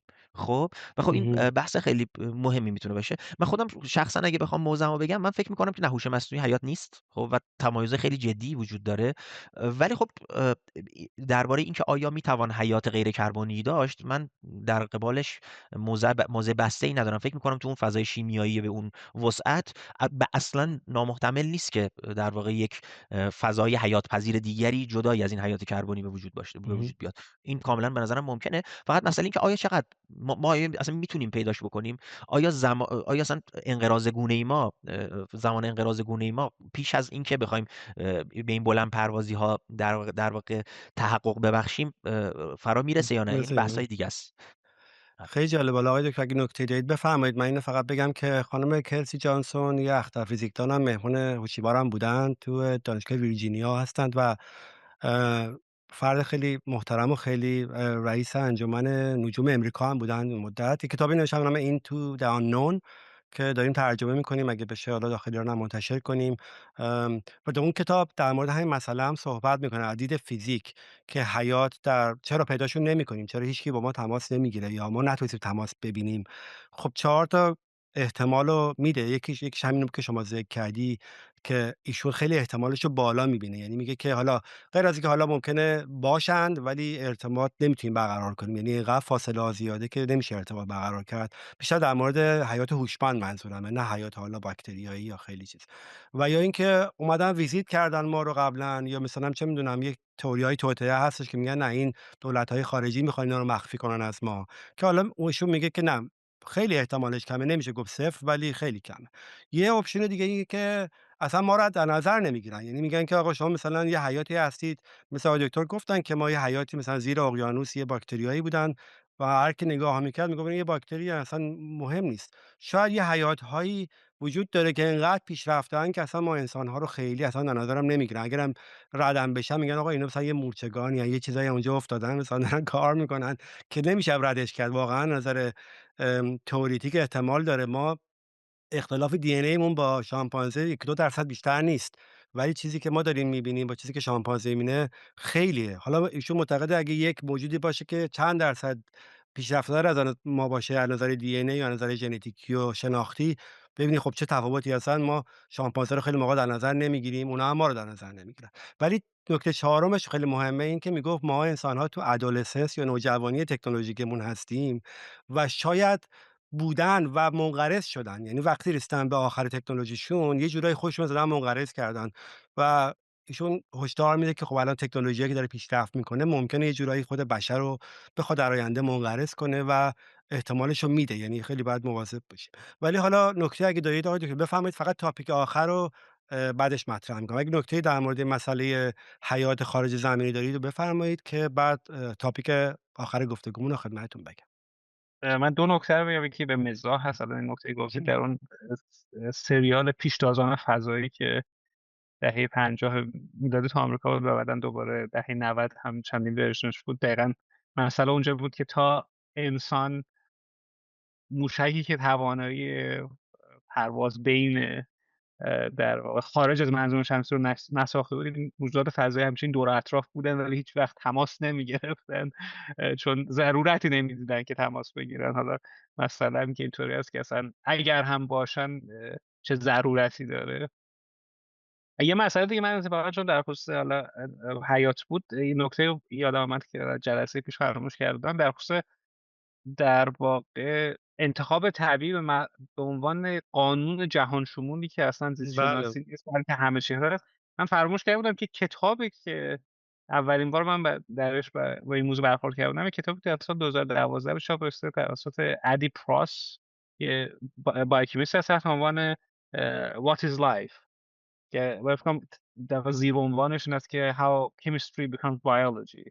حالا اونجا استدلالی که اونجا میکرد و اولین بار بود که من باش برخورد میکردم این ایده بود که حالا حتی اولین نفری مسلما نبود که این ایده رو مطرح میکرد، چون اه، هربرت اسپنسر هم بیشترها به عنوان انتخاب طبیعی و تکامل رو بیشتر عمومی تر میدید در همون هم دوره داروین. ولی آقای پراست دقیقا ایدهش این بود که خیلی از فرآیندهای شیمی رخ میده در شیمی در واقع این ارگانیک هم دقیقا مشابه وضعیت هست که سلکشن اتفاق میفته و ایدهش این بود که صرفا اکستنشن این وقایع هست که تو شیمی رخ میده و در موجودات زنده هم رخ میده. یعنی عملا چیزی که داروین کشف کرده بود در زیست شناسی کشف شد ولی محدود به زیست شناسی نیست و حالا این دیدگاه هم خیلی راحت میکنه تصور اینکه حیات چجوری آغاز میشه اینها، چون عملا انتخاب طبیعی پیشاپیش داره کار میکنه روی واکنش های شیمیایی ابدا مربوط نیست به موجودات زنده به شکل مخصوص. بله، اتفاقا میگم آقای داکینز رو من یک سال اخیر خیلی صحبتشو گوش میکنم. خب ایشون نظرات کانتروورشیالی دارن یه مقدار و ممکنه با دانشمندان مدرن‌تر اختلاف نظر داشتن، ولی واقعا نمیشه رد کرد و نقش ایشون رو در توسعه علم و مبحثی که خب مطرح کردن نادیده گرفت. و ایشون هم همین صحبت شما رو چندین بار ازش پرسیدن که اه، همین صحبت رو میکرد. گفت من تصورم اینه که اگه جای دیگه حیات به وجود بیاد همین انتخاب طبیعی روش عمل کنه، یعنی یه جورایی حالت جهان شمول دونستن این قانون انتخاب طبیعی، قانون که این در واقع پروسه انتخاب طبیعیه.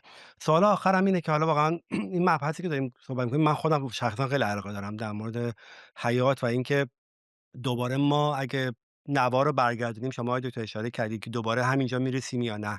من مهمونی داشتم، کتابی نوشتم به نام ام، A Series of Fortunate Events in Earth یا بوق حیات، که خب سوالاتی میکنم برخورد شهاب سنگ همتون میدونی اگه نبود دایناسورها منقرض نمیشدن و ممکن بود پستاندارا رشد نمیکردن. و خب برگردیم عقب‌تر، انقراض‌های دیگه، تغییرات اقلیمی که به وجود اومد، اکسیژن زیاد شد، چه می‌دونم آب به وجود اومد، اون باتلنک‌هایی که به وجود اومد، حتی جهش‌های خاصی که رو ماها به وجود اومد که ما میتونیم الان صحبت کنیم، یعنی انتخاب فاکس پی 2 یا بعضی ژن‌هایی که مشخص تو تکلم ما نقش دارن و برخی از موجودات دیگه مثلا شامپانزه‌ها شاید اون ژن رو نداشته باشند، یا کلا اصلا مورفولوژی ما و اون حنجره ما طوری شکل گرفته. یعنی همه اینا برمیگرده به یک سری ایونت هایی که در خیلی نادر ممکنه باشه اینجا. حالا با شهاب سنگ ایشون تو کتاب صحبت میکنه اگه نیم ساعت این ور اون ور میخورد به زمین، میخورد تو دریا، چون چرخه زمین طوری میچرخه که اگه نیم ساعت این ور اون ور میومد حساب کرده که میخورد تو دریا. وقتی تو دریا میخورد خب طبعا آب ممکن بود این ور اون ور بشه یه مقدار، نه اینکه همچین گرد خاکستری بلند بشه و حالت سرد کنه زمینو و دایناسورها منقرض بشن و خب پستاندارا بیاد. میخوام سوال کنم که اگه برگردیم عقب چند میلیارد سال پیش و دوباره نوار رو برگردونیم، آیا میشه انتظار داشت که حیات، حالا حیات هوشمند مخصوصا چون ما در مورد انسان داریم صحبت میکنیم، حالا حیاتهای دیگه ممکنه به وجود بیاد، آیا واقعا انقدر نادره به وجود اومدن ما که واقعا نمیشه انتظار داشت انسانی یا موجود هوشمندی شبیه با جای دیگه باشه، چون اینقدر حوادث مختلف باید شکل بگیره که ما شبیه ما به وجود بیاد؟ یا اینکه نه، برخی معتقدن نه، این کانورجنس چند بار به وجود اومده، مثلا آگاهی چند بار توی تاریخ در واقع تکامل به وجود اومده، یا چشم مثلا، یا بعضی چیزا نشون میده که نه اونقدر هم ممکنه نادر نباشه و ممکنه وقتی همه چی کنار هم قرار بگیره نه لزوما چیزی که قرار گرفته حیاتی هوشمند بتونه به وجود بیاد. نظرتون چیه؟ این حیات در کیهان واقعا یک استثنایی که ما هستیم که اینا ترسناک میشه، یا اینکه نه ممکنه حیات هوشمند دیگه جایی باشه که اونم یه جورایی ترسناکه که آره یه آدمای دیگه یه جای دیگه هستن؟ حالا یه بحث علمی فلسفیه که خودم به این موضوع خیلی علاقه دارم و دنبالش میکنم. نظر شما چیه که این حیات رو از این جهت ببینیم که واقعا یه استثنا بوده ما هستیم، و یا نه جای دیگه احتمال داره که وجود داشته باشه، حتی ممکنه با احتمال کم؟ من یه مسئله است، حالا از یک منظر حالا شبیه هست به اون انتقاد از لایبنیتس تحت عنوان الان پانگلوس و اون ایده که هر چیزی رو توضیح میداد که آقا چرا این ویژگی هایی داره. و یه مسئله هم هست، من احساس میکنم توی کتاب Ancestors Tale داکینز مطرح کرده با Conceit of Hindsight که شما اصلا اتفاقاتی که میفته و این تو زندگی شخصی هم خیلی زیاد است، وقتی افراد براتون تعریف میکنن که چه اتفاقاتی براشون افتاده، چون وقایع در واقع پسین و پیشین به هم مرتبط هستن. مثلا یه سری تصمیم ها، اتفاقاتی، اگه من اون روز اونجا نبودم مثلا خدمت هم اینطوری نمیشد، پایان خدمت هم فلان. مثلا شما و همه اینا انقدر improbable میشن که بعد شما همه رو با هم ضرب کنید صرفا برای یک فرد خاص، اون تاریخ اون فرد تا یک هر سنی که باشه، یک سری وقایع خیلی نامحتملی هست که منجر شده فرد به اونجا برسه. ولی اینم یه مقدار گمراه کننده است، چون اگه یه سری وقایع دیگه هم رخ میداد و اون فرد حالا یک کم اونورتر بود، همچنان اونام ایمپروبیبل بود. مثلا دقیقا چیزی نیست که یعنی انقدر هر کدوم از این در واقع رشته وقایع صرفا به خاطر اینکه حالت‌های کامبیناتوریکسی که دیگر وقایع میتونستن رخ بدن انقدر زیادن که اون در واقع سیکونس یا اون توالی وقایع خاص نامحتمل میشه و این گهگاه کم غلط انداز میشه که اگه اون اتفاق نمیافتاد دایناسورها چی میشه. این خیلی سخته اصلا با تصور ما که خب حالتهای مختلف دیگه چه میتونستن باشن که حالتی میتونست باشه که اصلا دایناسور وجود نداشت، یک در واقع مثلا اون در واقع به عنوان گروه غالب در می اومدن. آیا اونجا هم پستاندارا نهایتا از این جوندگان شروع میکردن و در واقع اشکال متنوع میشن؟ این یه مسئله است که ما یکم آدم در واقع گهگاه باید ازش دوری کنیم، چون خیلی یک در واقع تله‌ای هست که گهگاه آدم درش گیر میفته که یک سری در واقع حاصل یه سری وقایع خاص همیشه نامحتمل میشه صرفا به خاطر این توصیفی کردن. مسئله بعدی این هست که حیات هوشمند، درسته، دوباره مشکل ما این هست که مثلا تصور مثلا هوشمندی که ما ازش تصور می‌کنیم، هوشمندی اولا تصور کنیم خب در انسان رخ میده، یعنی موجودات دو پایی هست که از نخستی ها هست و حالا تاریخ خاص خودش رو داره. برای همین در این موارد من مشکلی که همیشه دارم که ما صرفا ایمیجینیشن ما انقدر محدود هست که عملا تصور، یعنی دقیقا مثل اینکه شما به کسی که تو جنگ های 30 ساله در آلمان بوده ازش بگین که به نظر شما حالا کوانتوم مکانیک چی خواهد بود، برای اون فرد اصلا یعنی آیا میتونی پیش بینی کنی که در همین کشوری که شما هست و الان غذا نیست مثلا بیش از یک قرن بعد همچین ایده های مطرح میشه که ماهیت نور چی هست؟ اصلا در اینکه اصلا پیش بینی اصلا در مخیله این فرد نمیگنجه، نه بخاطر اینکه هوشمند نبوده ولی اینکه اینقدر اون چارچوب فکری متفاوت هست اصلا تصور درش نمیگه. شما این تو حوزه من برام که کتاب خیلی جالبی هستی تحت عنوان The Changing Role of the Embryo in Evolutionary Biology توسط آقای آموندسن هست که دانشگاه آکسفورد شاگرد کتاب بسیار قدیمی هست. برای اون کتاب خیلی کتاب جالبیه چون در واقع کلا ایده تکوین در طی تاریخ بحث میکنه و وقتی میره در قرون وسطا تصوراتی که اونجا بحث میشه در خصوص تکوین چه اصلا تولد مثل چیه در موجودات زنده و شما خب میخوان بگید این که واضح غلطه، یعنی اصلا چرا تصور میکنن که مثلا از یه درخته که تیکایش جدا میشه تبدیل میشه به این پرنده، مثلا توضیح بدن که چرا این پرنده فقط توی فصول خاصی هست تو بخش از اروپا. میگن خب مسلما یه جوری این پرنده تا همه سال نیست، فقط تو اون فصل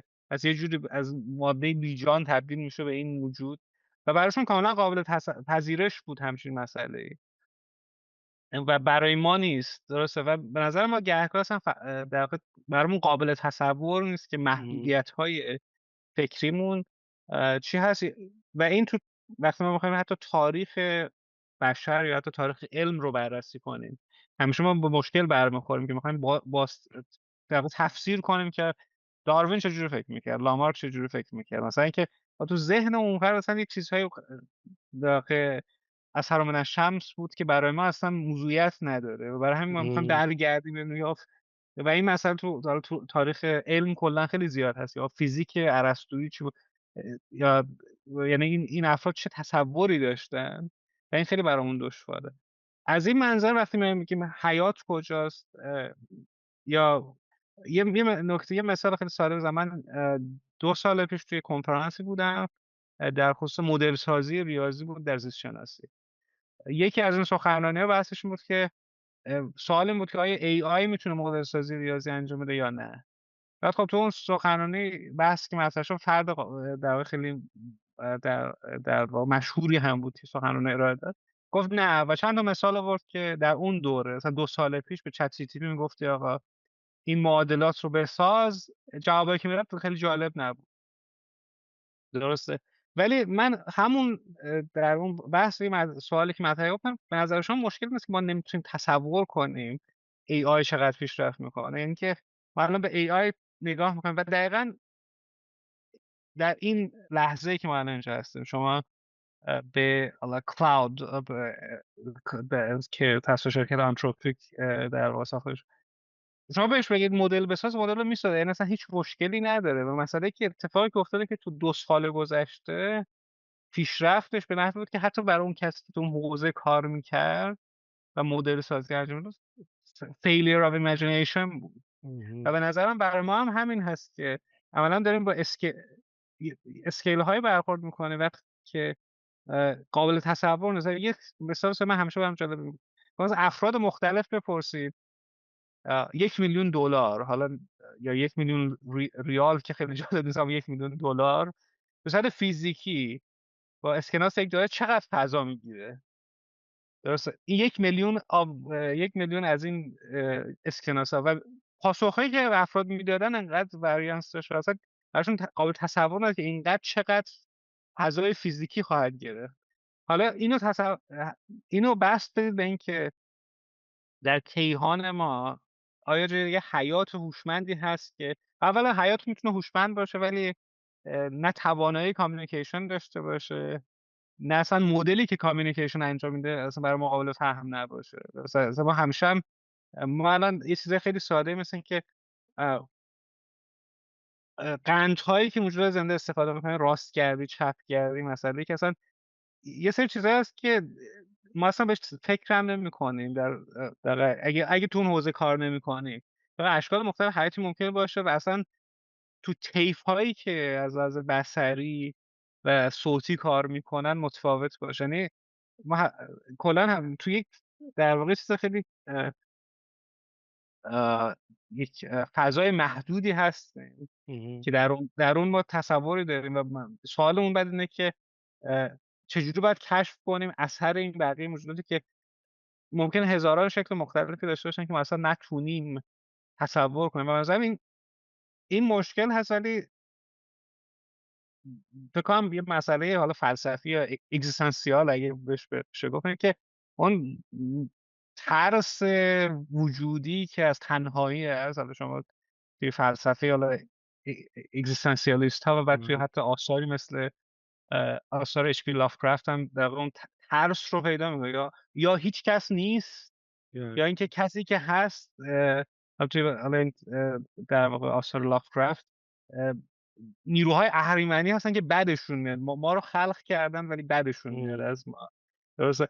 این برای همین این می‌کنم بیشتر یک نیاز انسانی است که همین چیزی اهم. داشته باشه، ولی اینکه در عمل مثلا اصلا وجود داشته باشن که من تصور کنم حیات وجود داره خیلی جاهای زیاد با توجه به ابعادی که ما داریم بحث می‌کنیم، ولی وجود داشتن اون و یافتنش دو تا مقوله خیلی متفاوت هستن. به نظرم ما توی این موقعیت خیلی اه، ام، در واقع عجیب قرار میده. من فقط یه نکته پایانی بگم صرفا ما از نظر اینکه داریم این مسائل رو سوال‌ها رو می‌پرسیم مدت زیادی نیست که ما توانایی همچین سوال‌هایی بریم. بله. یعنی مثلا خیلی جالب، در 1925 در همین کشور آلمان کمتر از 10% مردم بالای 65 سال بودن. درسته. یعنی در 1925 در غرب اروپا، در کشوری که در اون دوره 1925 رأس جمهوری دوم مسائل کشور صنعتی بوده. این اینکه الان ما در این سطح هستیم، این مقدار مسئله هم هست که ما طول مدتی که میدونیم چیزی به نام DNA وجود داره، طول مدتی که ما میدونیم مثلا تکوین چجوری، جوایز نوبل در حوزه تکوین در چه سالهایی مگه داده شده؟ اصلا خیلی در قدیمی نیستن واقعا این کشفیاتی که انجام شدن. برای همین از این نظر ما این مسئله میشه به خودمون آرامش بدیم که در اول راهیم دقیقاً. در فهم علیرغم اینکه اینقدر پیشرفت کردیم، ولی واقعا سابقه کاری که داریم انجام میدیم خیلی طولانی نیست. خیلی ممنون. واقعا ما به قولی در همون نوجوانیمون، شاید هم یه جورایی کودکیمون به سر می‌بریم در تکنولوژی. واقعا اگه پدربزرگای ما یا اجداد ما همین 1000 سال پیش هم از خواب پاشن بیان، الان شاید فرار کنن، اصلا نمیشناسن همچین جهانی رو. اینقدر حتی همین 100 سال اخیر. در ادامه فرمایش شما دکتر، من کتابی رو توی پادکست صحبت کردم به نام فلوک، Chance Chaos and Why Everything We Do Matters، نوشته آقای براین کلاوس. کتاب خیلی خوبیه که نه میگه جهان دیترمینیستیکه، نه کاملا تصادفی، چیزی در واقع پرآشوبه و خیلی متکی به اون شرایط اولیه است. یه چیزی که عوض میشه آینده تغییر پیدا میکنه و معتقده که هر کاری ماها انجام میدیم، گرچه خودمون متوجه نمیشیم که مهمه، حتی میگه که یه موقعی ما نیم ساعت هم از خواب دیرتر پا میشیم میریم سر کار، ممکنه یک اتفاقی بیفته که اگه ما نیم ساعت قبلش حرکت میکنیم اتفاق نمیافتاد. ولی خب ما دیگه اینا رو ایگنور میکنیم معمولا تو زندگیمون. من خودم یه موقعی میرم میگم آره من نیم ساعت قبل اگه حرکت میکردم این ماشین اینجا نبود بزنه به من، خب رد میشد دیگه، یا من دیرتر میرسیدم. ولی خب معمولا اینا رو دیگه ما در نظر نمیگیریم. ولی خیلی جالبه این پیچیدگی بسیار زیاد زندگی که ما داریم انجام میدیم و به اون شرایط اولیه خیلی حساسه و مثل یه درخته. شما فرمودید نمیدونیم اونور اگه دایناسورها بودن یا نبودن چه اتفاقی میافتاد. این یه چیزی که میره جلو، درخت برنچ میشه، یکیش به وجود میاد بقیه دیگه از بین میرن. یعنی ما نمیتونیم متوجه بشیم که اون برنچ های دیگه به چه صورت هستن، یا اگه بریم عقب آیا واقعا همین برنچ به وجود میاد یا نه. خیلی بحث جالبیه. و یه موضوع دیگه همون محدودیت شناختی که شما هم اشاره کردید. واقعا میگم محدودیت شناختی داریم ما ابعاد هم حتی بیشتر از 3 بعد با تایم بیشتر از این نمیتونیم درک کنیم. ولی نظریه ریسمان میاد یه سری ابعاد رو مطرح میکنه، ولی واقعا درک مغز ما درکه که اون شکارچی گردآورنده مثلا 100,000 سال پیش تو آفریقا، مغز ما خیلی فرقی نکرده با مغز یک مثلا اجداد ما از نظر مولکولی و به هر حال نظر سلولی، ولی دنیایی که ما زندگی می‌کنیم بسیار متفاوته. و من یه موقعی خیلی علاقه دارم به آسمون نگاه می‌کنم. خب این عکسی که پشت منه این فکر کنم پیلار آف کرییشن، ستون‌های آفرینش، که فکر کنم چند هزار سال نوری فاصله داره از زمین. ولی این که چیزی نیست. خب آندرومدا رو نگاه می‌کنید 2.5 میلیون سال با ما فاصله داره، 2.5 میلیون سال نوری. یعنی عملاً 2.5 میلیون سال پیش من نگاه می‌کنم انگار اون موقع اصلا اجداد هوموساپینس رو زمین نبودن، چه برسه اجداد هوشمند. بنابراین یکی از محدودیت‌ها فکر کنم دکتر اینه که مسافت‌ها خیلی زیاده. یعنی توی یونیورس واقعا مغز ما هم قابل نمی‌تونه درک کنه. شما گفتید پول کنار هم بذارن، ولی این یه مثال خیلی خوبیه. شما همین عکس پشت منو فاصله‌شو اگه ضرب در کیلومتر کنید اصلا قابل درک نیست که واقعا این دو تا داخل منظومه ببخشید کهکشان راه شیریه. شما اگه خارج بشید از اون چند میلیارد سال نوری برید واقعا قابل درک نیست. مثلا نمیتونیم به اونجا برسیم فکر کنم با این تکنولوژی. پوریا جان اگه نکته‌ای دارید در مورد این که بعد یواش یواش دیگه بحثو ببندید. آره، من فقط یه جمله کوتاه بگم، یه حالت شوخی هم داره. میگم یکی از دلایلی که تا حالا برای ما به اصطلاح هیچ پیغامی نفرستادن اینی که اگر از در واقع محل زندگی خودشون بخوان به ما نگاه کنن، اگه خیلی دور باشن به زمین نگاه میکنن عصر هادئون رو مثلا دارن میبینن. اگر اصلا زمینی ببینن، هنوز اهم، زمین اهم، ممکن اهم. انقدر قدیمی انقدر فاصله زیاد باشه که حتی زمین هم تشکیل نشده باشه از زاویه دیدشون. دقیقاً، قط دقیقاً.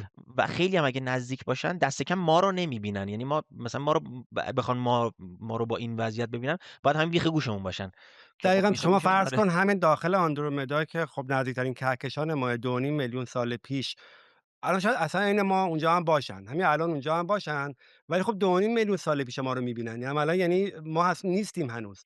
ما باید حالا 2.5 میلیون سال دیگه بریم جلو و اونا هم 2.5 میلیون سال دیگه باشن و بیان مثلا ببینن که آره ما یه سیگنالی فرستادیم. چون این سیگنال رو شاید 100 سال هم نباشه که بشر به فضا فرستاده. ببخشید قطعت کردم. آره، آره، آره و با همین نسبت و با بقیه چیزا در مثلا میگم اگه بخوان مایی که میتونیم در واقع پیام مخابره کنیم، خب حتی مثلا 50 سال نوری هم خیلی زیاده. چون دقیقا همین لحظه است که ما میتونیم این کار رو انجام بدیم. 50 سال پیش هم خیلی قدیمی حساب میشه و بنابراین خب محدودیت این فاصله خیلی جدیه. فکر میکنم مثلا دلیل اصلی، یعنی اون محدودیت اصلی اون همینه.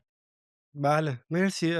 خیلی ممنونم. فقط به عنوان سوال آخر که جمع‌بندی کلی، حالا موضوع علمی نیست، بیشتر من سعی می‌کنم موضوعات گفتگومون رو یه مقدار به سمت فلسفه و وجود ببریم، چیزی که در مورد زندگی داریم صحبت می‌کنیم. من خودم با گفتگوهایی که از دوستان هستم در خدمتشون، سعی می‌کنم این سوال آخر بپرسم و حالا بعضی دوستان وارد بحث میشن و صحبت می‌کنن. خیلی مهمه اینی که این توانایی حیرت زدگی و کنجکاوی ما انسان‌هاست. اینی که ما این همه پیچیدگی رو داریم می‌بینیم. تو بیولوژی حالا صحبت کردیم، تو فیزیک می‌ری، تو شیمی می‌ری، تو مسائل دیگه. حیات چیه؟ آیا ما تنهاییم؟ آیا نیستیم؟ یا جایگاه ما کجاست؟ سوالای بسیار زیادیه. ام اینکه تصور مرکزگرایانه انسان هم که از زمان به قولی کوپرنیک و داروین دیگه کلا فرو پاشیده که ما اشرف موجودات هم نیستیم و به هر حال زمین هم عددی نیست در این کهکشان ها و این یونیورس. شما به عنوان افرادی که به هر حال در علم دارین فعالیت میکنید، آقای دکتر شما چند دهه هست دارین کار میکنید، این حس کنجکاوی و حیرت رو، چون من دارم به هر حال بینندگانی که میبینن یا میشنون، بتونیم اینو ترویج کنیم، تبلیغ کنیم که پرسشگری رو فراموش نکنن، دائما پرسش کنن، شک کنن به دانسته هاشون. آن مشکلاتی که جامعهمون هم امروز یه مقدار درگیره و مسائل خرافی و اینا زیاده، خب من سعیم از اول این بود که بتونیم یه مقدار غیر از مسائل علمی، مسائل ضد خرافی و مسائلی که به هر حال در جامعه درگیره رو یه مقدار بتونیم بهتر باز کنیم. شما که در علم دارین کار میکنید، علم به شما چی داده؟ یعنی از این فروتنی و کنجکاوی که ما داریم صحبت میکنیم، چجوری احساس کردید وقتی که هرچی میریم جلو می‌بینیم آقا خیلی سوال‌ها هست که نمی‌دونیم و به نظر خودم من فکر می‌کنم آدم یه مقدار فروتن میشه، حس کنجکاویش بیشتر میشه و اینکه وقتی جایگاهمون رو توی این یونیورس می‌بینیم که کجا هستیم و هیچی نیستیم، یه عددی نیستیم در مقابل چیز دیگه، شاید برخی از این جنگ‌ها و این تو سری زدن‌ها و این مشکلات واقعا بی‌معنی میشه. میخوام از این جهت دیگه جمع ببندیم، یه مقدارم جمع بحث فلسفی و به قولی وجودی این سوالو میخواستم بپرسم. بفرما بعد پوریا جانم نظرشو بده در مورد این مسئله. من به نظر من در واقع یه بخش از علم رو در واقع کنجکاوی من حالا مسئله است که آدم به عنوان علم ورز، خب علم شما میتونید به عنوان یه ابزار نگاه کنید، درسته؟ یعنی چیزی که هست که یک تکنیکی هست، یک روشی هست که حل مسئله است، لزوما حالا فرق با روش‌های دیگه نداره. حالا شما روش‌های پری ساینتیفیک داشتید و بعد روش‌های ساینتیفیک. ولی برای من دو مسئله است. یکی که به عنوان علم ورز یه چیزی که همچنان برام کنجکاوی برانگیز هست، این است که علم چجوری کار میکنه. چون به نظرم یکی از بزرگترین، یا شاید بشه گفت شاید بزرگترین دستاورد انسان هست به عنوان یک روش، ولی اینکه چجوری کار میکنه واقعا هنوز مشخص نیست بر حتی کسایی که توی علم کار میکنن. شما حالا فلاسفه علم خیلی پرداختن، حالا پاپر، کون یا افراد مختلف، لاکارتوش، ولی مسئله این هست که این که در واقع خانش‌های مختلفی از اینکه علم چجوری کار میکنه خودش نشانگر است که ما هنوز واقعا نمیدونیم که چجوریه که فعالیت افراد، در واقع فعالیت افرادی که غالبا حتی کالکتیو هم نیست لزوما، شما این هم مؤسسات مختلف به صورت موازی دارن کار میکنن، در مکس پلانک، راکفلر، دانشگاه مختلف، هاوارد هیوز، امثال اونها. حالا در خود ایران پژوهشگران خیلی پرکاری بود و هستن توی شرق آسیا.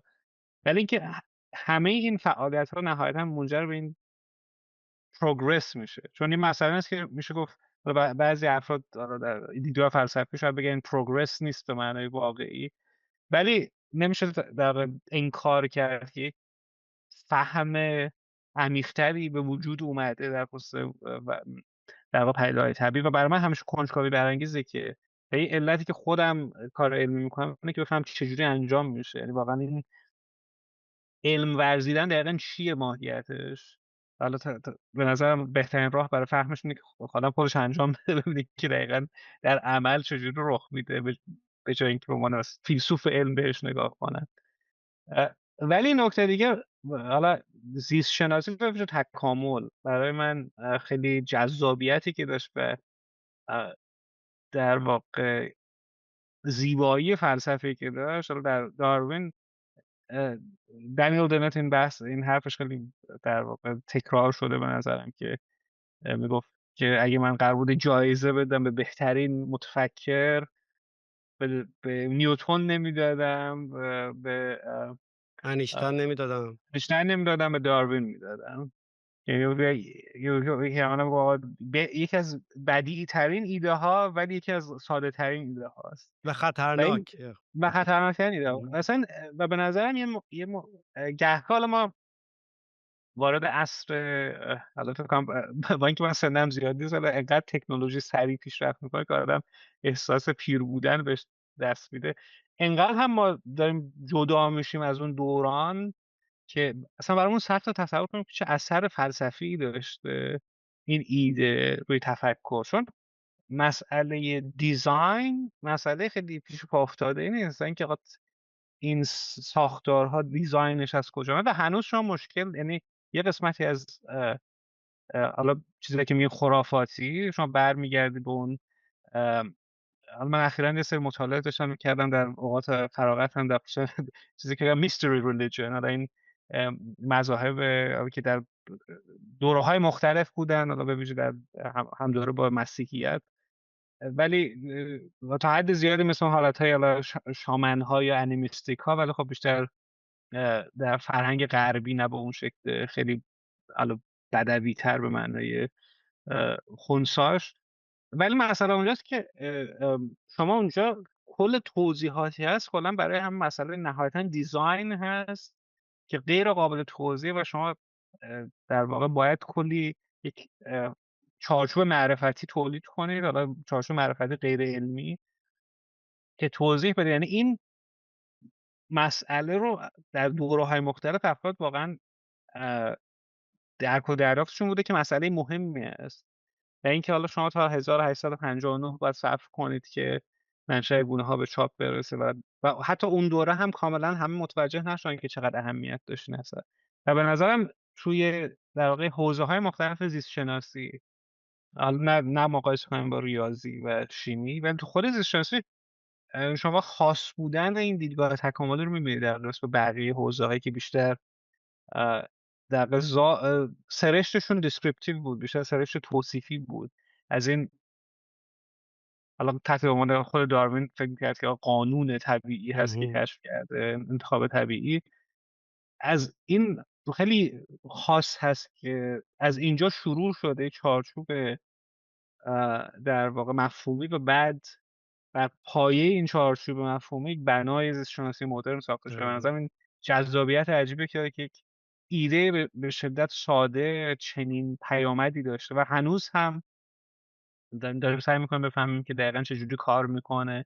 تو حوزه‌های مثل اکولوژی که خیلی حالا بعضی سوالهای تکاملی شاید یکم ابسترکت یا انتزاعی باشن، ولی تو حوزه‌های مثل اکولوژی خیلی مهم هم هستن برای آینده خود اکوسیستم ها، در طبع که ما بفهمیم دقیقا چجوری میانکنش بین تکامل و اکولوژی اثر میذاره. و اینا همچنان سوالی است که داریم بهشون میپردازیم، همشون از اون لحظه آغاز شده که داروین عملا حالا این ایده رو در واقع روی کاغذ آورد.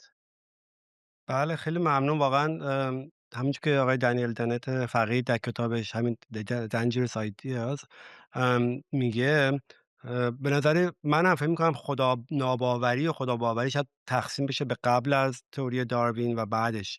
به خاطر اینکه قبلش خاصا ایده‌ای نبود، کسی به قولی شاید خدا ناباور میشد، کافری میشد یا اعتقادی نداشت، شاید خیلی دلیلی نداشت که مثلا حالا بگه من اعتقادی ندارم به خدا، یا حالا ادیان ابراهیمی رو داریم صحبت می‌کنیم.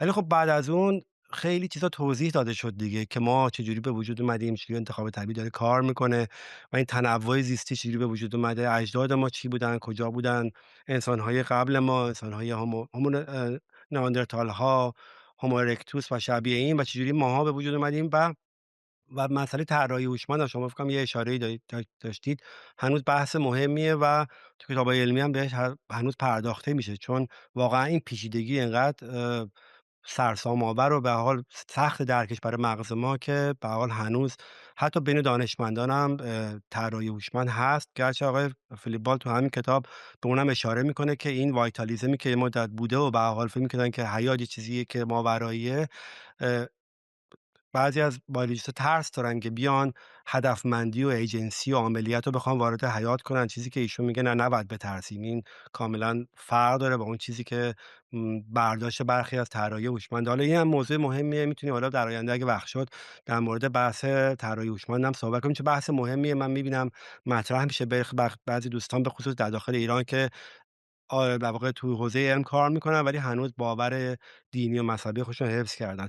پوریا جان، با ما نکته آخر اگه صحبتی دارید و حالا سوالم اینطوری بپرسم که چی باعث شد شما وارد در واقع جوونی هستی که حداقل از من خیلی جوان‌تری، حالا آقای دکتر خودش جوونه ولی من به هر حال یه مقدار ممکنه مسن‌تر باشم از شما، الان خیلی پیر نیستم، ولی خب به هر حال چی شد که وارد ساینس شدی و بعد وارد بایوانفورماتیک و زیست شناسی و چجوری نگاه میکنی به اینکه هرچی درکت بیشتر میشه از علم، من فکر میکنم اینطوریه که او خضوع و فروتنی بیشتر میشه و میفهمی که خیلی چیزا رو هنوز نمیدونی و این برخلاف چیزیه که خیلی متاسفانه فکر میکنن که خیلی چیزا رو میدونن. میدونین، میخوام از زبونه جوانی که داخل ایران زندگی میکنه بشنوم اینو. من حالا درباره خودم اگه بخوام بگم چی شد، من خیلی صادقانه میگم از کلکل با آدمای مختلف. یعنی من جدای از اینکه از بچگی دوست داشتم، جذاب بود برام، خب یه بازه زمانی کلا اصلا مسیرم به یه جوری جدا شده بود از در واقع دنبال کردن علم و فعالیت کردن تو علم که احتمالاً اگه اون مسیر رو میرفتم الان یه جای دیگه بودم. یعنی مثلا یه بازه زمانی اصلا رفتم دنبال هنر و به اصطلاح هنرهای نمایشی و اینجور داستانا. اینکه چی شد من در واقع برگشتم سر این نقطه، صرفا از کل کردن با آدما شروع شد. خب و بعد هر وقت که هر چقدر جلوتر می‌مدم می‌دیدم که چقدر باحاله، چقدر جذابه و خیلی ذوقی بود. یعنی اینجوری نبود که واقعا از قبل بهش فکر بکنم که به این هدف میرم این کار رو میکنم. صرفا تو یه سری انتخابای کوچیک مقطعی تو هر لحظه که اکثرش هم در واقع هیجانی بود، در واقع پشت سر هم در واقع انبار شد و به اینجا رسید. خب اما درباره این که چه اثری به نظرم میتونه داشته باشه، من فکر میکنم دو تا اثر خیلی مهم میتونه داشته باشه. یکی اینکه توانایی آدم برای تحمل ندانستن رو خیلی بالاتر میبره.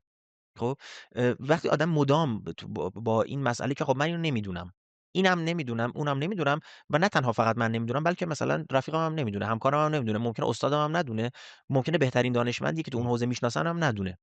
بنابراین این این آر داشتن ندانستن مهم. خیلی چیز میشه برات، در واقع تحملش عادی راحت‌تر میشه، میشه، عادی میشه. عادی میشه و آره با ندونستن راحت‌تر کنار میای. دیگه اون اضطراب و اون در واقع بعضی وقتا به شخصیت خودت در واقع حملش می‌کنی ندونستن رو. فکر می‌کنی مثلا من آدم بدیم که مثلا اینو نمیدونم. این ممکنه پیش بیاد در ابتدای کار. این تحمل آدم در برابر این خیلی بالاتر میره و خب راحت‌تر با ندونستن کنار میاد. این یه بحثه.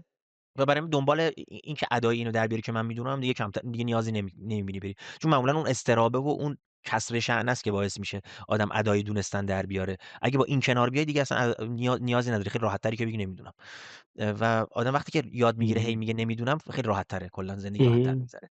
یه بخشش اینه. یه بخشی هم که به نظرم خیلی کمک میتونه بکنه این که یه سری الگوها توی تخصصهای مختلف آدم مواجه میشه با توی اون کاری که داره انجام میده. مثلا تو کار خود من بحث مثلا این انرژی لندسکیپ توی شیمی فیزیک. خب این کانسپت رو وقتی تو مدام باهاش سر و کله میزنی، خیلی وقتا تبدیل میشه به یه الگو و یه شبیه عینکی که باهاش بقیه پدیده‌ها رو هم میتونی نگاه کنی. خب ممکنه عیناً مطابقت علمی نداشته باشه. یعنی مثلا شما اگه مقاله بنویسی، دانشمندای اون حوزه بهت بگن که داری دریوری میگی، ولی در حد دانش روزمره که حالا به صورت استعاری بتونی در واقع بهتر پدیده‌های پیرامونت رو تحلیل بکنی، خیلی کاربرد داره. مثلا شما وقتی که با پدیده انرژی لندسکیپ در واقع مواجه هستی، اینو میفهمی که آقا اتفاقای متفاوتی که در اطرافت مشاهده میکنی همشون از یک احتمال یکسان برخوردار نیستن. یه سری‌ها خیلی محتملن، یه سری‌ها کمتر محتملن، با اینکه قطعیتی نداره که حتما این رخ میده یا اون، ولی بهت این قابلیت رو میده که با یه مهم. میزانی از خطا بتونی پیش بینی بکنی یه سری چیزا رو. خب با این کانسپت خب خیلی راحت مهم. تر میتونی رو بفهمی. اگه اینو بدون این کانسپت بخوای مثلا با اون پدیده مواجه بشی، البته ممکنه کانسپت‌های دیگه‌ای باشه که همینقدر بهتر حتی بتونه توصیفش کنه. ولی اگه بخوای مثلا بدون اینا مواجه بشی، ممکنه فکر کنی همه پدیده‌ها یک احتمال دارن. بنابراین خب خیلی مواجه شدن و پیش بینی کردن و تحلیل کردن خیلی راحت نمیشه برات. و حالا نمونه‌های این توی تک تک حوزه‌های علمی خاص وجود داره. یعنی مثلا این 2 تا مورد رو خیلی میتونه کمک بکنه. اهم. خیلی ممنون بهای شنوندگان و بینندگان. بدونید که تو علمم عدم قطعیت و اصلا در زندگی عدم قطعیت به نظر من اساسه و خیلی نادانسته ها هست و به قول خانم کلسی جانسون که با منم صحبت میکرد میگفت خیلی چیزها رو ما نون آن نونه، یعنی میدونیم که نمیدونیم و دنبالشیم که اونا رو پیدا کنیم، ولی خیلی چیزها هم هست که آن نونه، یعنی ما اصلا نمیدونیم که نمیدونیم که مثلا یه موقعی اجدادمون مثلا به قول آقای دکتر میکروب چیه، یا همین 50 سال پیش درکی از کوانتوم نداشتن، یا 100 سال پیش حالا بگیم، ولی الان میدونیم اونا رو. برای من یه چیزایی هستش که باید بریم جلو، آن نونه. بنابراین این عدم قطعیت رو قبول داشته باشیم، این شکاکیت رو خودمون نگه داریم و بدونیم که حقیقت پیش همه است، پیش یه نفر نیست و این فکر کنم باعث میشه که یه مقدار آدم‌ها فروتن بشن، یه مقدار همدیگه رو قبول کنن، گوش به حرف مخالفشون بدن. حداقل ما حالا در حوزه علم داریم صحبت می‌کنیم که مشکلی بین دانشمندان معمولا نیست، ولی خب به هر حال بین افراد عادی این حرف‌ها هستش. اگه نکته‌ای دارید آقای دکتر خیلی ممنونم از اینکه به هر حال 2 ساعت شد، ولی من که متوجه زمان نشدم و امیدوارم بتونیم در آینده با حضور شما، پوریا جان یا افراد دیگه‌ای بتونیم جلسات شبیه این داشته باشیم. بسیار ممنونم که وقتتون رو روز یکشنبه هم هست به من دادید. اگه نکته‌ای دارید بفرمایید. من فقط این نکته فنی چون در خصوص علم بود، من حالا گهگاه در واقع توصیف علم یا ترویج علم، گهگاه میره به این سمت که به عنوان که علم به عنوان حلال مشکلات هست، ولی یه مسئله که من همیشه در طول زمان بیشتر و بیشتر بهش پی بردم این هست که اه، استفاده درست از علم واقعا با یه فهم درست از فلسفه به معنای عام میکردم، نه فلسفه علم. اگه فلسفه از حالا از فلاسفه رواقیون گرفته تا اه، در واقع کسایی مثل راسل یا ویتگنشتاین یا کریپکه، مسئله هست که گهگاه علم ورزی بدون توجه به، چون به نظر من فلسفه خودش یکی دیگر از نمادها یا در واقع حوزه‌هایی بوده که انسان رو به عنوان یک موجود متمایز کرده، اصلا اون ایده فلسفیدن به معنی عام می‌کردن. و گهگاه شما تو حوزه‌هایی مثل حوزه‌هایی که به تازگی به وجود اومد، مثل حوزه در هوش مصنوعی، در واقع نسخه کنونیش، گهگاه شما می‌بینید که نبود اون دیدگاه فلسفی، صرفاً به سمت حل مسئله رفتن، یعنی مسئله‌ای که پیش رو هست بدون توجه به اینکه در واقع پیامدهای عمومی‌ترش چگونه هست. شما گهگاه به این مشکلات برمی‌خورید، چون ساینس به خودی خود خیلی اه، اخلاقی درش وجود نداره، یعنی خیلی خنثی هست از این نظر و بدون توجه به اون در واقع دستاوردهای فکری که انسان پیش از حتی به وجود اومدن علم مدرن داشته، بدون اتکا به اون گهگاه ما به کژراه می‌بینیم. شما نمونه‌های خیلی زیادی هست از اینکه علم پیامدهایی داشت که خیلی جالب نبوده. و از این نظر به نظرم اینم خیلی مهم است که علم ورزی به خودی خود خیلی خوب هست. من خیلی هم واقعا توصیه می‌کنم افراد به حالا حوزه‌های علمی رو بیارن، به‌ویژه حالا تکامل زیستی، چون خودم توش کار می‌کنم. ولی این مثلا باید خیلی در واقع این دیدگاه در این در حوزه علم ورزی، اون دیدگاه هولیستیکی که شما باید یک تصور رو در واقع شناختی از اون بحث‌های فلسفی داشته باشید که دقیقاً بتونید بفهمید که بستر این علم ورزی چه هست و وقتی کار در واقع اون تصمیم‌هایی رو میگیرید که میخواین چه سوالی رو بپردازید، چگونه باش برخورد کنید، من به نظرم خیلی کمک خواهد کرد. لزوما همه مشکلات رو حل نمیکنه، ولی اینکه مثلا یک بعدی هم صرفا به علم پرداخته بشه، یعنی که علم رو جایگزینی برای فلسفه‌ای که ام، چندین هزار سال در واقع عملا قدمت داره تلقی بشه، و به نظرم اینم گهگاه آدم به کژراهه میره. بله، خیلی من موضوع خیلی مهمی، حالا اگه بشه در آینده شما دوستان رو دعوت کنم یه پنل چند نفری داشته باشیم در مورد همین اخلاق در علم هم بتونیم صحبت کنیم. مسئله حالا بایوئتیک به یه نحوی، چون من خودم تو زیست شناسی کار میکنم، مسئله بایوئتیک مهمه و اخلاق در پزشکی، اخلاق در تحقیقات و اینکه علم رو فقط برای علم دانشورزا نباید انجام بدن. به هر حال ما باید بدونیم که داریم چیکار میکنیم و کانسیکوئنس این مسئله رو هم داشته باشیم. برخلاف برخی از دوستان که با من هم صحبت میکنن معتقدن نه، کسی که دانشگره باید بره. ولی من فکر میکنم باید عواقب کارامون رو و به قول آقای دکتر سوالاتی که میپرسیم و باید بدونیم. تو رشته خودم فرض کن جین ادیتینگ یا ویرایش ژنی خیلی سخت نیست، الان تو این 10 سال گذشته راحت میشه انجامش داد.